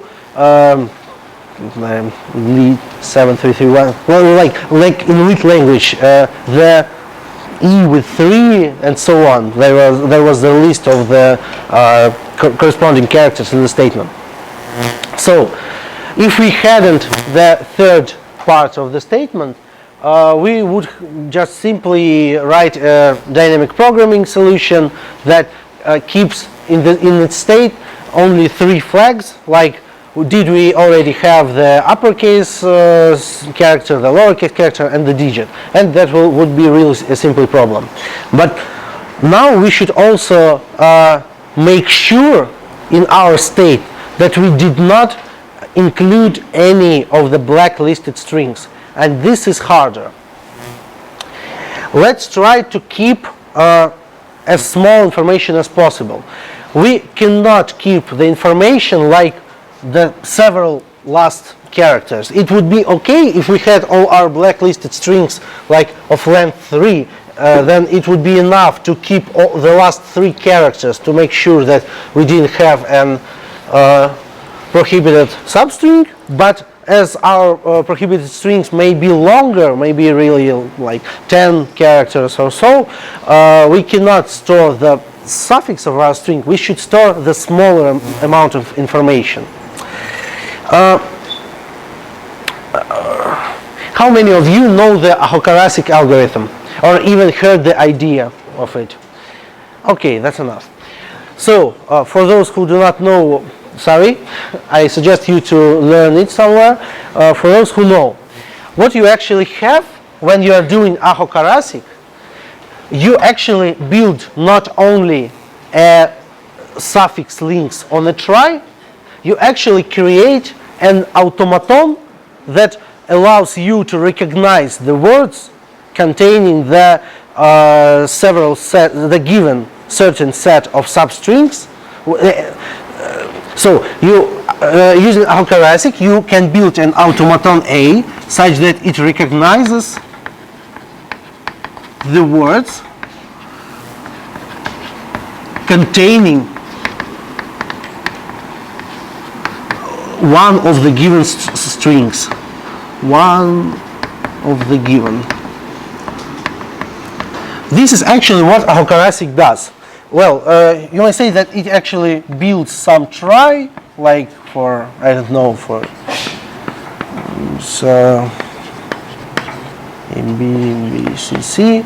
It builds some, I don't know, some trie structure like,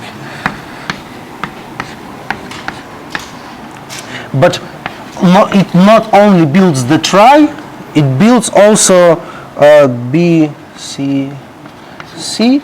It also builds a suffix links, like the transitions like this, and it allows you to build an automaton to be precise, automaton,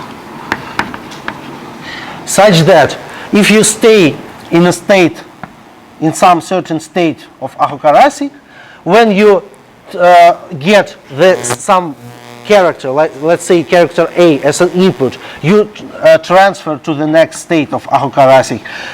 If you have an outgoing edge, then you transfer by it, and if you do not have an outgoing edge, like for example, from, let's say we also have a string ACD, CD.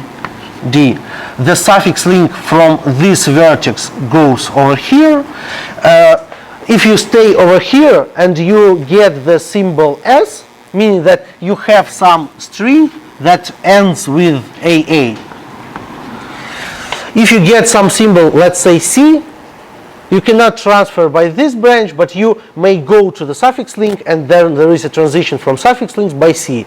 So you go over here, and that means that the longest suffix of your current string that appears in our automaton will currently be AC. So idea, once again, when you consider some long string, let's try to understand for each prefix of this string, when we just have this part of the string. Let's understand what's the longest suffix of our current string SI, what's the longest suffix, let's call it suff, that appears in our trie, T, appears as a prefix path. Then this information may be obtained by adding characters one by one and by traversing links in our trie and so-called fallback links. Fallback links is when you traverse the suffix links several times and then find the first node on the suffix path that has the transition by a given character.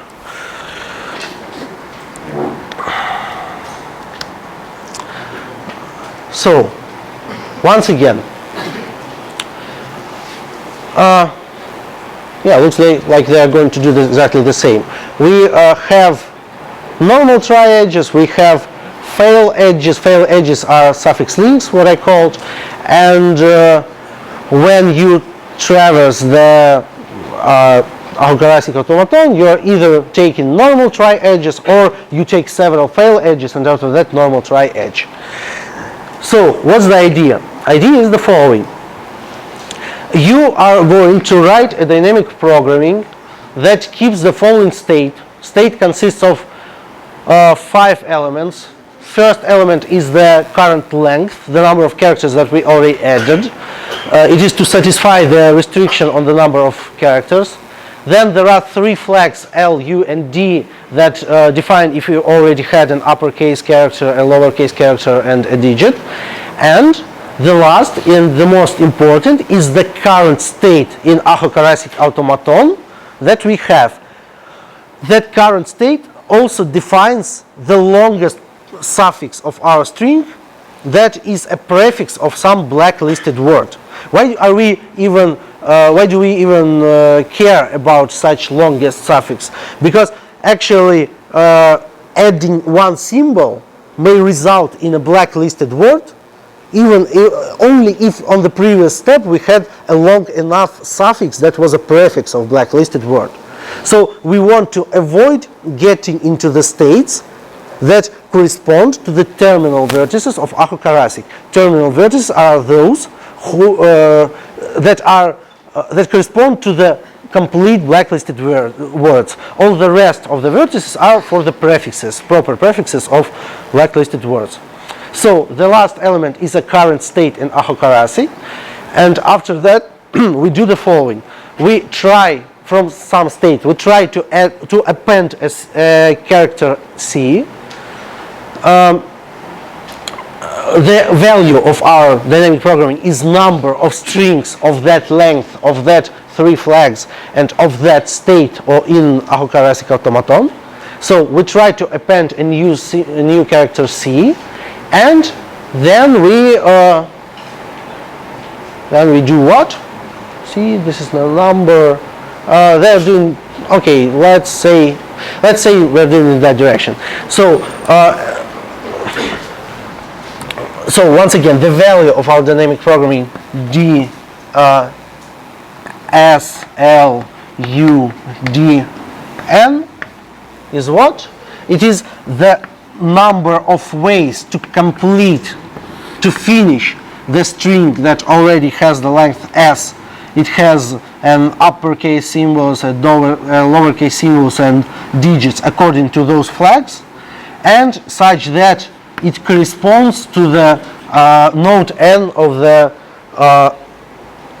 aho-karasik automaton. And this is not the number of such strings. This is the number of ways to complete. If N is a word, otherwise it is solution is count of 0. Okay, this is the number of ways to finish this up to some word in the from A to B length, and that is correct.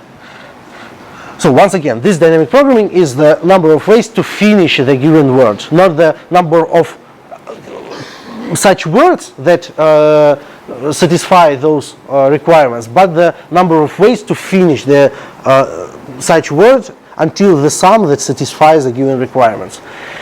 What is the base for dynamic programming?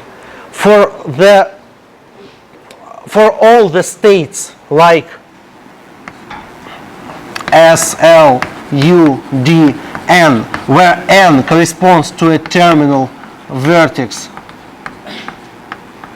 in aho-Karasik automaton, let me remember you that terminal vertices are those that correspond to the whole words. For all those states, the dynamic programming should be equal to 0 because we already got the blacklisted word. There is no way that we can finish the current word making it correct. And for all the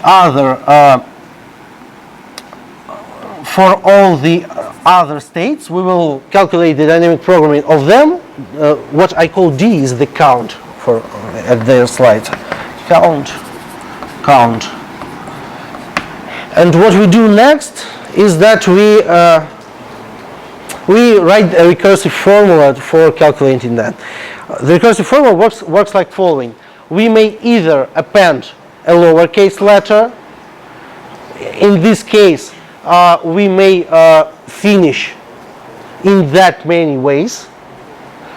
Here we have true because we definitely have at least one lowercase letter. The length is larger by 1, and the next state of aho-Karasik automaton is the transition from node N by the character C.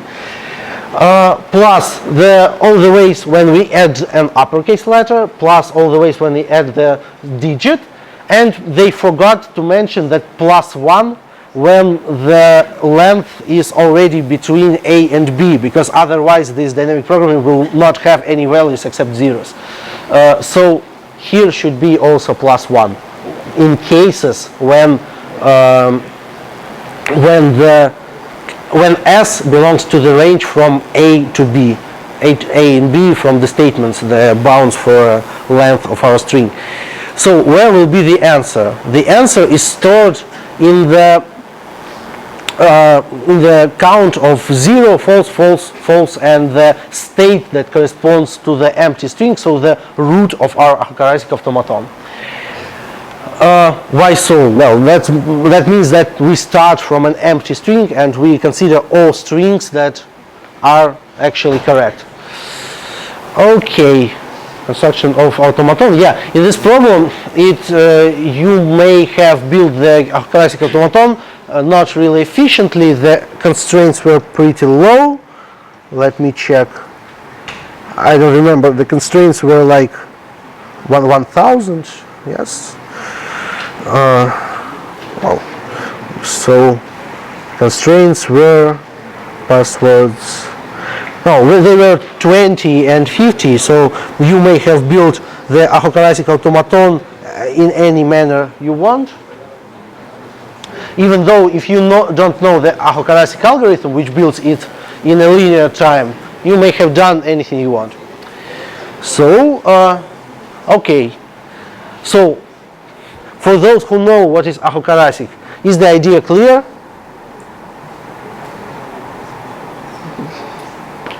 Okay. If there are no questions, let's move to the next problem. But I suggest you to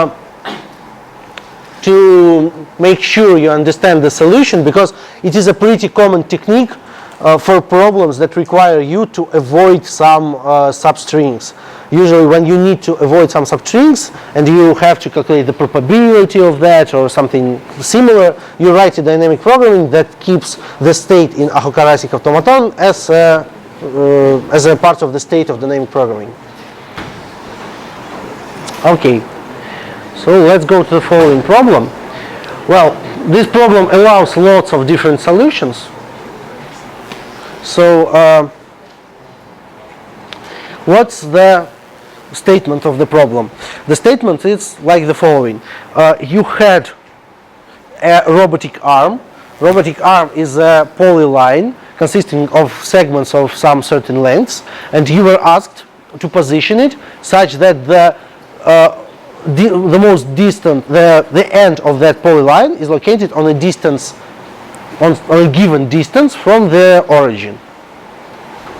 So there are several possible approaches. Okay, let's look on this picture. One of the most important ideas that you can get here is that all the reachable points by the robotic arm is actually some disk around the origin. Why is it a disk? Well, it's pretty easy to understand why it is a disk.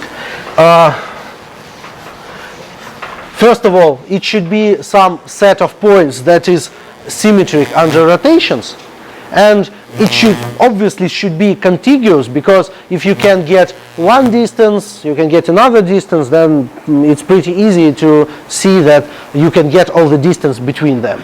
So it should be some interval of distances that are satisfiable and the rest are not.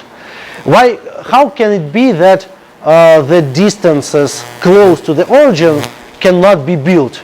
This is an important case. Consider when you have, for example, something like this as your robotic arm. You see that the closest you may get to the origin is when you locate your segments like this. So you are not going to be closer than this. Actually, the smallest, let's say the reachable is a single disk. Let's say the disk is from A to B, then I claim that A is maximum of 0 and the max side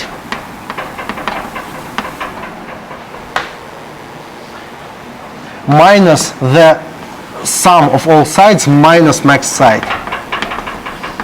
So it looks like this. It equals to maximum of 0 and 2 max side minus S. Why so? Because consider two cases. This is the origin. Consider two cases. First of all, if there is no large side is the side that is larger than the sum of all the remaining sides. If there is no large side, so that for each Li it is no larger than the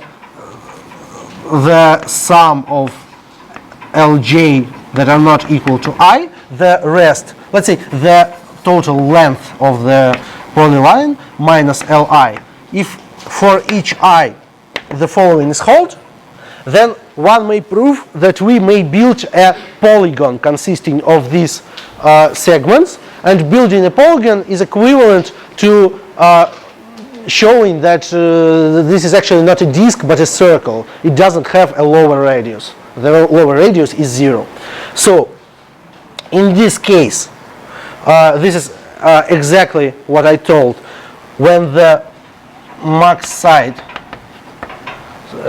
let's call it L here. If the max side is smaller or equal to L divided by 2, then A is equal to 0. Otherwise, the closest that we may get to the origin is obviously the following. We have some short sides, then we have a long side, and then we have some short sides. The best way one may show that it is to draw the short sides in one direction, then the long side in different direction, and then once again the short sides to get as close to the origin as possible. And in this case, the distance will be the difference between the long side and all the short sides. Okay, so the A will be what I have told you right now in the otherwise. The A is equal to L to max side minus L minus max side. This is actually equivalent to what I've written here. It is the maximum of 0 and 2 times max side minus L. Okay, and what is the largest possible distance that we may get? Well, it is obviously just L, just the sum of all edges that we have. I claim that we are able to create any length between those two.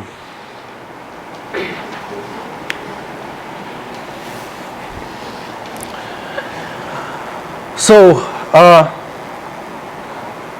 what do they say here? A point in a disk R, there is step Li. Pick any R, the angles, and then the point.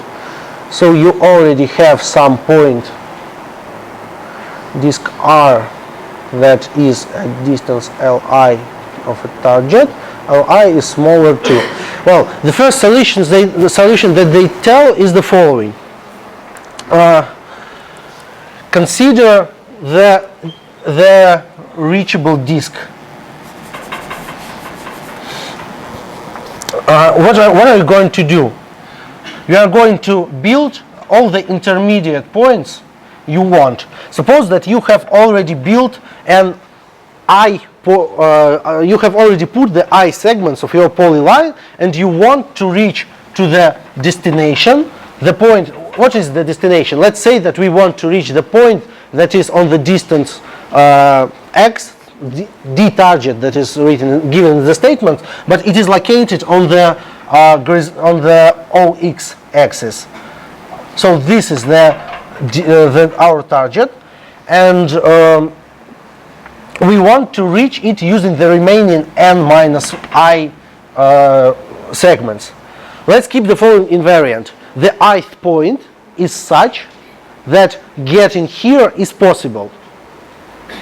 Okay, so what next? We need somehow to find out the I plus first point. For example, this is I plus first, and it still should be possible to get here. How can we do that? Well, we may do that pretty easily. We know the reachable disk for the part of the arm that for the suffix of our arm, for the last n minus I segments. We know the reachable disk. We know that the destination belongs here. And actually, let's do the following. Calculate the reachable disk for the last n minus I minus 1 segments. Let's draw that reachable disk from the final point. It is somewhere here. And now we need to find any point that on the distance Li from our last point.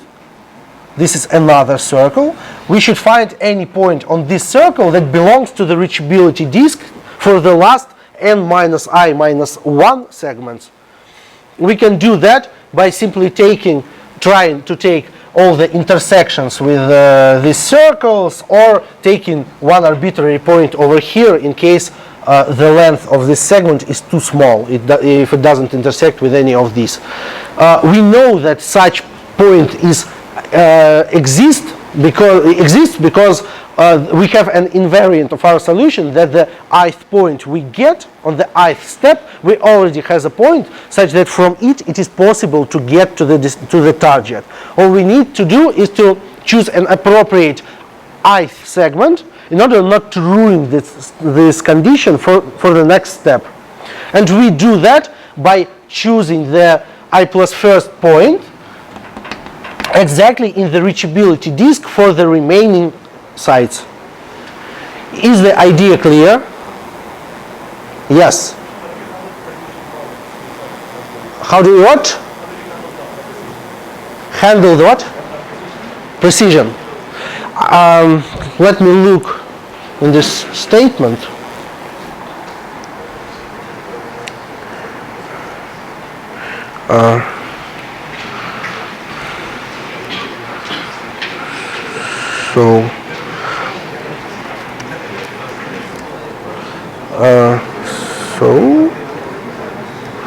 So the statement was it's hard to deal with this.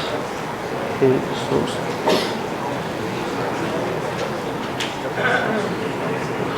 so the statement was like,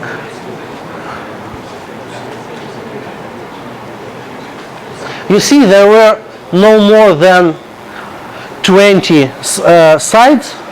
They were pretty short, like 1000 is really not large, or 20,000 are not large coordinates. And also they've told you that they're going to grade you like the length of the ith segment computed from your solution and input Li should not be more than 100th, and the absolute error, well, the real distance between the origin and target you have printed, it should be also no larger than 100th. If you do everything here in doubles, just by rounding everything up, for example, it will be okay, because while doing only 20 simple operations of getting some square roots and so on, there will not be a mistake of absolute error of that order. Double allows you to store like 15 digits precisely, 15 meaningful digits, and 0.01 is like 10 times minus 6 in the relative units comparing to the absolute coordinates. So the precision, so the error because of computations will not affect anything here. Just do everything in doubles and make sure that, well, maybe the only case that is interesting is the following. You see, when the, for example, let the target distance, the distance that we want to attain, the distance, let it call d. If d is equal to exactly, for example, b, in this case you should be able to produce a solution, but the solution should look like the following, right?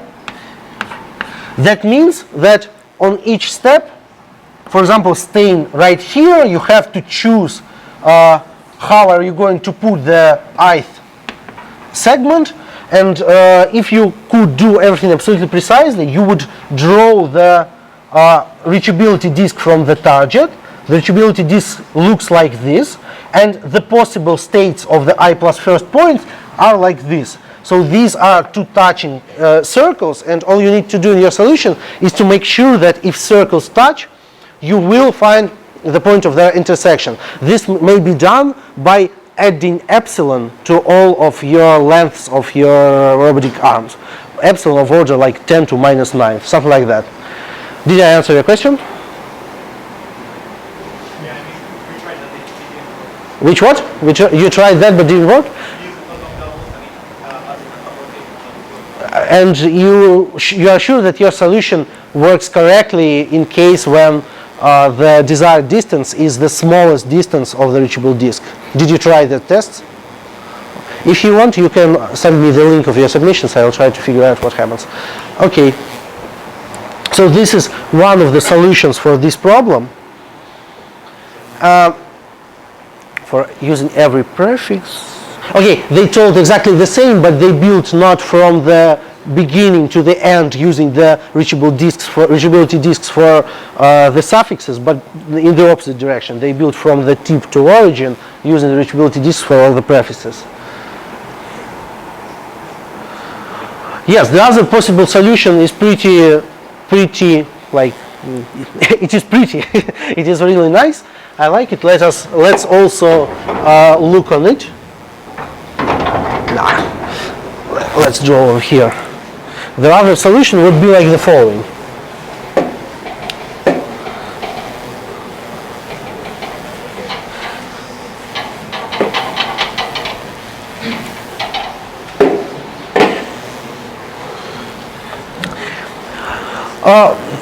At the beginning, suppose that your polyline is such that there is no large side larger than the rest of them. That means that you may create a polygon of your polyline, connected, closed polygon. Also, that means that all the possible distances from the origin form a segment. They form a segment from, I mean not a segment, they are from 0 to something, to the total length of all your segments. Okay, let's try to find out the contiguous way, some parameter that we can fix and iterate over all possible distances in some contiguous way. Actually, the good idea would be to draw a circle passing through the origin, and to tell that your polyline should be inscribed into that circle. So once again, the case when max side is no larger than L divided by 2, you start from somewhere, this is the origin. Do the following: draw the circle of radius r, and then draw your polyline inscribed to the circle of radius r. What does that mean? That you can, one second, I've just thought that I may be wrong. Let me look at what they say. The extra sides of the distance, solution space, circumference by insertion, circumference radius. So what I wanted to tell is that if you get the radius of a circle, if you tell that it is really large enough, it is arbitrarily large, then you will almost have your circle be like the line, and what you do, you will draw almost the straight line. And this will deal with the case when you want the distance to be close to B. But in this case, is it really true that if we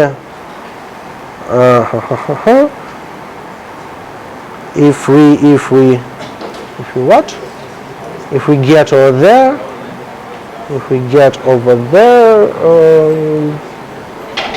okay, looks like what I wanted to tell you is wrong. I wanted to tell that while we have, okay, let's do the opposite. Let's say that we reduce our radius until it is still possible to create an inscribed polyline. That means that r should be no less than the minimum side divided by 2. But looks like it is not true that we will reach 0 at some point, because we may have the picture like the following.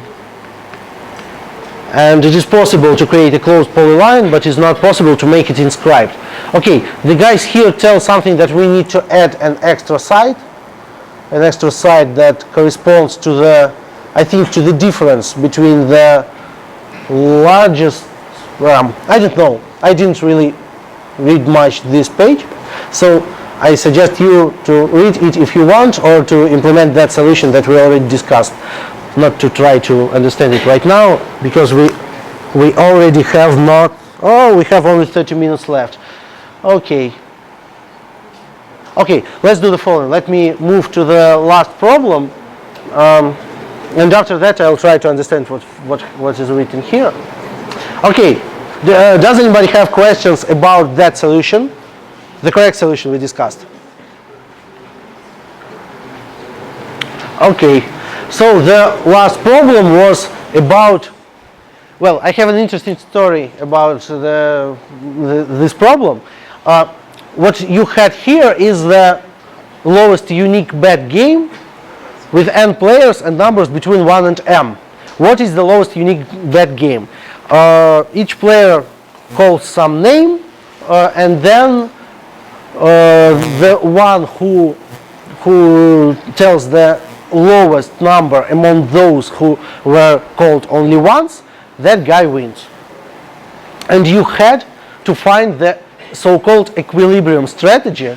This is the probability distribution between the numbers that such that if all players will play according to this distribution, and one player decides to change his choice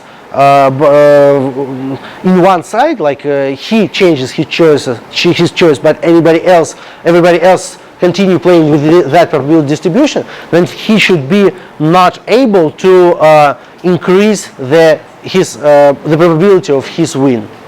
This is what is called equilibrium strategy. One may prove that in some certain class of games, there always exists an equilibrium strategy. This is related to the game theory, to the results of Nash, and this is some interesting theory in mathematics. Well, the lowest unique bet also, I don't know why, but in Russian community we call the lowest unique bet like a Kryzhanovsky bet, and Kryzhanovsky was some communist like 100 years ago, and nobody knows why it is called after his name. So I was pretty surprised finding this bet in an English, like in southwestern European regional contest, because I thought it is like only something that we know, that known in Russia. So okay, what's the idea? Once again, we want to find the probability distribution P1, P2, and so on, Pm. These are the probabilities for the equilibrium strategy. What does it mean? It means the equilibrium strategy, the strategy we are seeking, is looks like you are choosing the number 1 with the probability P1, number 2 with probability P2, and so on, number m with probability Pm.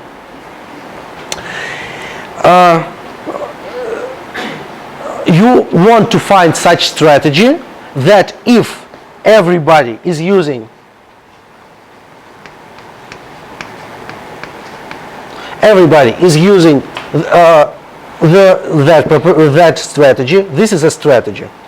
This is a strategy. The strategy is exactly actually there is a bijection between the strategies and probability distributions on numbers, because in this game the only thing you can do, because you have no information from the other players, the only thing you can do is just to fix some probability distribution and make your choice according to it. So if everybody is using this probability distribution and you use some other probability distribution, the probability of your win should be the same. Same as if you used Pith. Okay, first of all, let's consider some case. Consider that we have 3 players and 3 numbers. What's the idea? Idea is that in the case when everybody plays using the equilibrium strategy, it should be true that the probability of your win, if you choose the number 1, the number 2, and so on, all those probabilities should be the same, because otherwise you have an easy way to increase your result in one way by moving all the distribution from those not good numbers to the only one number that has the higher probability of win. So you may only consider the cases when you always choose some fixed number. If you cannot increase your result by always choosing some fixed number, then by the linearity of expected value of probability, there will be no strategy for you to increase your result in one way. So this yields us how many I think m statements of the form: the probability of your win if you choose 1 and everybody else goes according to the equilibrium strategy should be the same as the probability of your winning if you choose 2, should be the same as the probability of your winning if you choose 3. Note that these probabilities are not simply 1 to 3 1/3, because there are cases when in this game there are no winners. There may be, like, everybody may call the same number, and in this case there will be no winner. Okay, so we have m equations here. We have one extra equation. Well, actually, this p win of 1 of p, it is actually some function that depends on the equilibrium probability distribution. And the equilibrium probability distribution is the one that is variable here. We are trying to find them out. Also, we have an important condition that P1 plus P, that the sum of all components of our probability distribution should be equal to 1, just because it is a probability distribution. Okay, let's try to understand how those functions look like in case of 3 players or 3 numbers. For example, if we are going to choose number 2, then what is the probability of our win? We win only if the remaining 2 players both choose 1 or they both choose 3. Because if at least some of them chooses 2, then we will fail because we are not having a unique bet anymore. Or if if they both choose 1 or they choose 3, they are discarded because their bet will not be unique and we are the winners. So, for example, this condition looks like P1 squared plus P3 squared. This is the probability that they both choose 1. This is the probability that they both choose 3, is equal to some lambda. If we have chosen the 3, then the idea is the same. We win only if both of them have chosen either 1 or either 2. If one of them has chosen 1 and the other has chosen 2, then we are not going to win because he has chosen because the one who has chosen 1 is going to win. And if we have chosen 1, then we win in any case when the bets of the remaining guys are different from 1. So the probability of our win is P2 plus P3 squared. So we have such a system of equations. Notice that in this case it has exactly 4 variables and 4 equations, but it is not a generic case.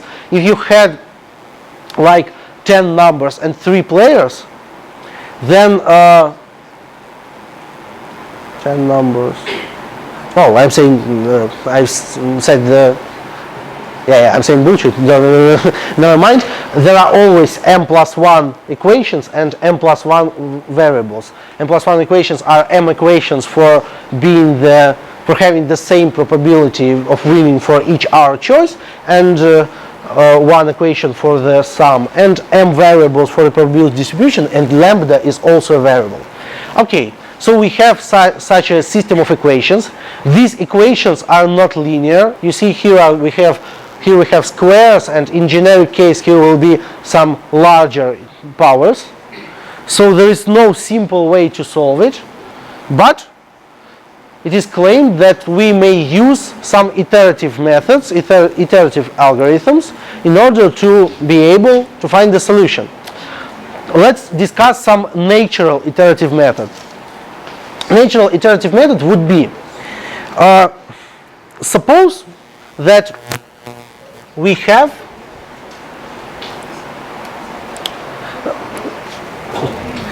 just as yesterday, let's start with some estimation for the answer.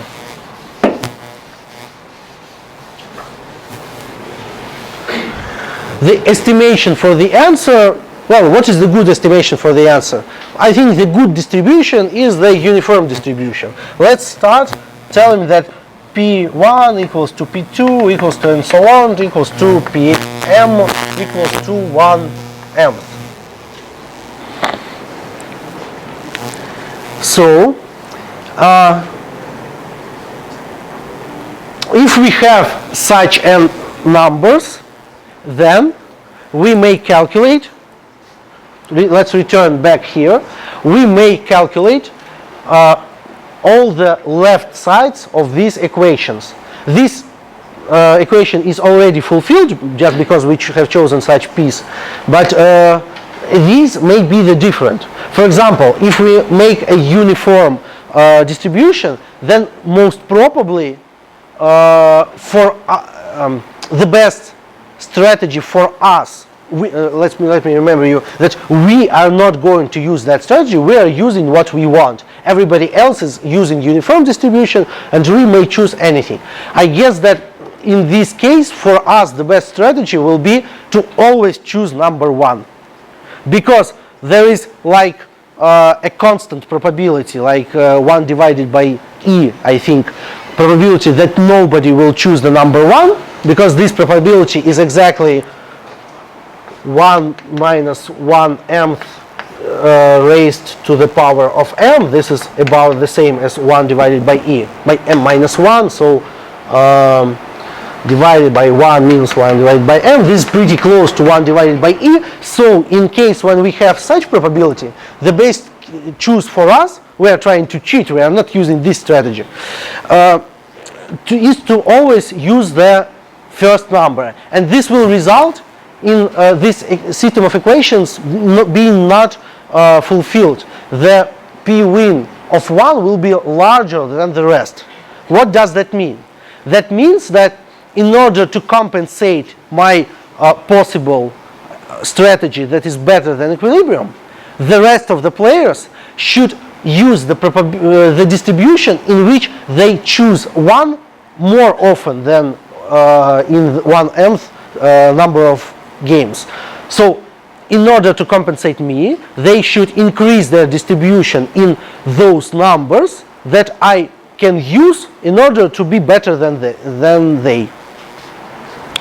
In the other words, we on each step we calculate the probabilities of winning if we choose number I for the given, for current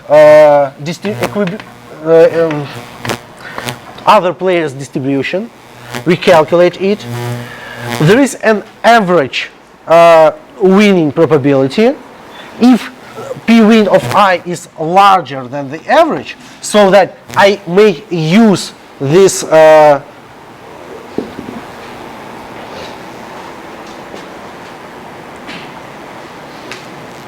I'm not sure why they are using average over there. If I was writing the solution, then I'd put pi multiplied by p win I. I think the both ways work, but whatever. Well, we calculate the average probability. For those choices that are optimal for me, we ask the rest of the players to choose them more often. For the rest, we ask them to choose them less often. That means that we should add epsilon for those who are better than average and remove epsilon for those who are worse than average. What does it mean to add epsilon? Epsilons should not be the same. Actually, epsilons should be such that the sum of probabilities is still 1. So that you add epsilons and then you norm everything, for example, like that. And you perform that until the vector of p's stops changing. This will happen at some moment, like, I don't know how to strictly prove that. I think one may look onto a mapping from pi and so on to the next, like look how the vector p1 to pm changes after one such simple operation.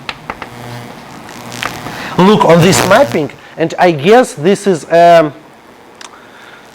to say that, the contraction mapping. I don't know how to say that in English. I think that one can prove that it always converges to some point, and this point is an equilibrium strategy, and also equilibrium strategy in such a game is always unique.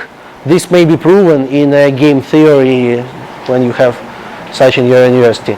So this is kind of solution they suggest. I didn't try to implement it, but I've looked through the codes of those who submitted this virtually on Codeforces. Everybody did somehow this similar. So are there questions regarding this solution? Please ask me if anything is unclear. Did anybody try to solve this problem?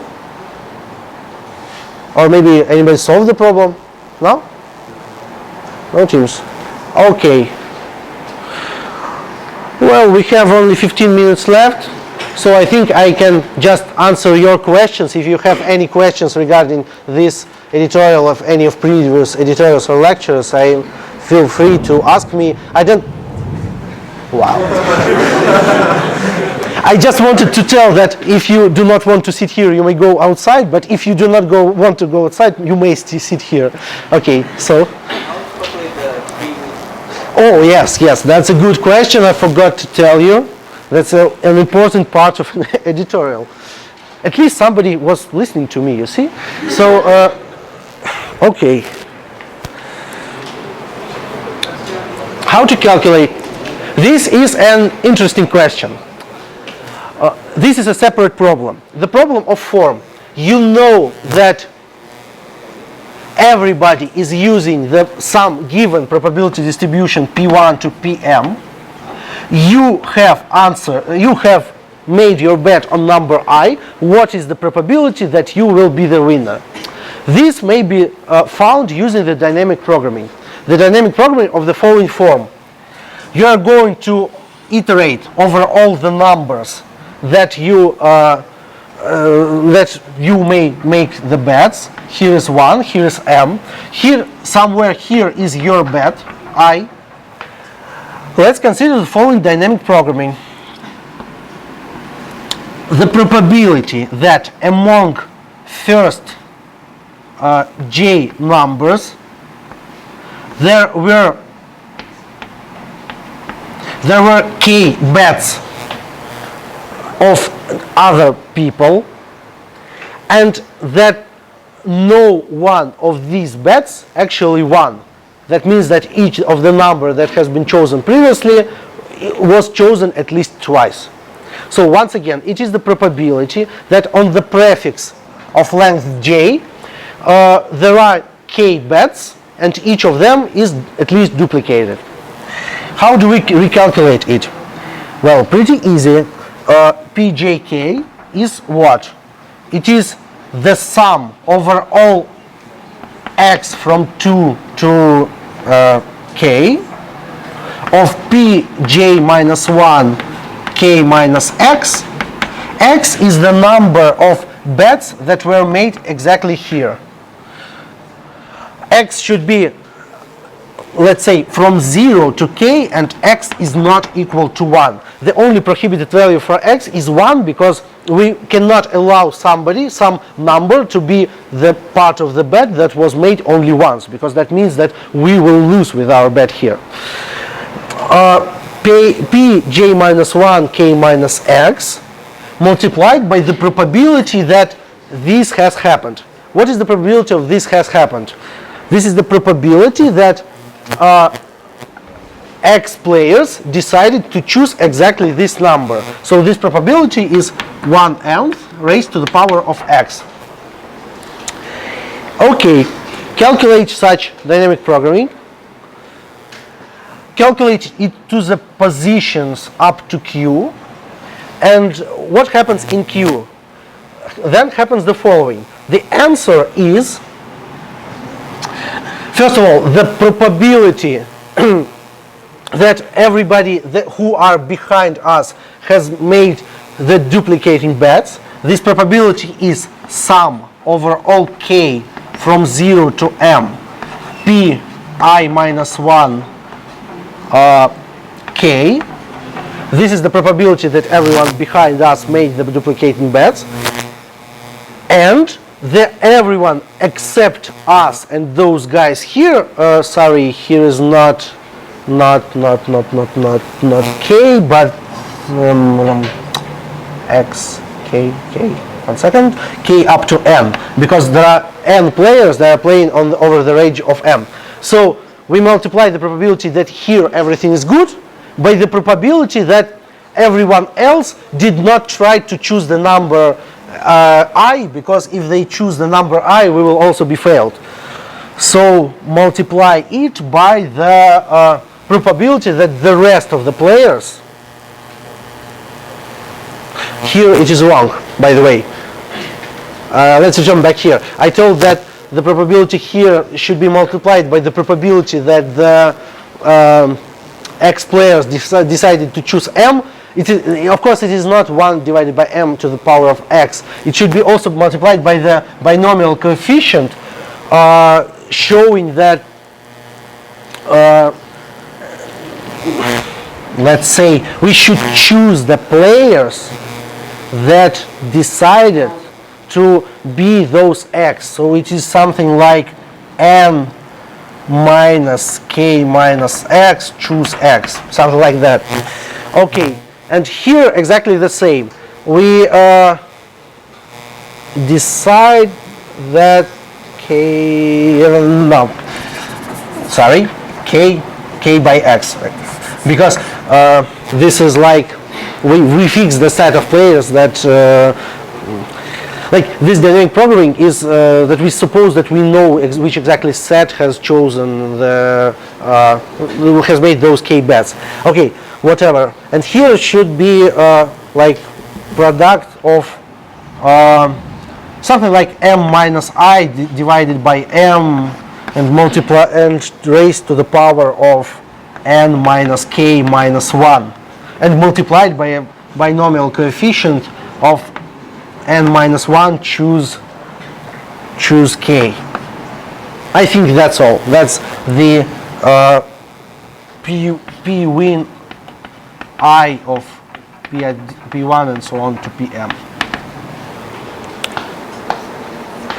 So once again, we may calculate the probabilities of winning when the probabilities distribution of the other player's strategy is fixed. We may calculate it using the dynamic programming.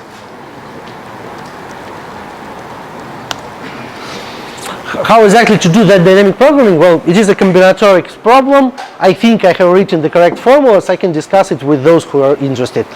Are there any other questions? Okay, since we have like 10 more minutes, everybody who wants to go may go, and I can stay here and answer the questions you already have for the first 3 days of our lectures. Thank you.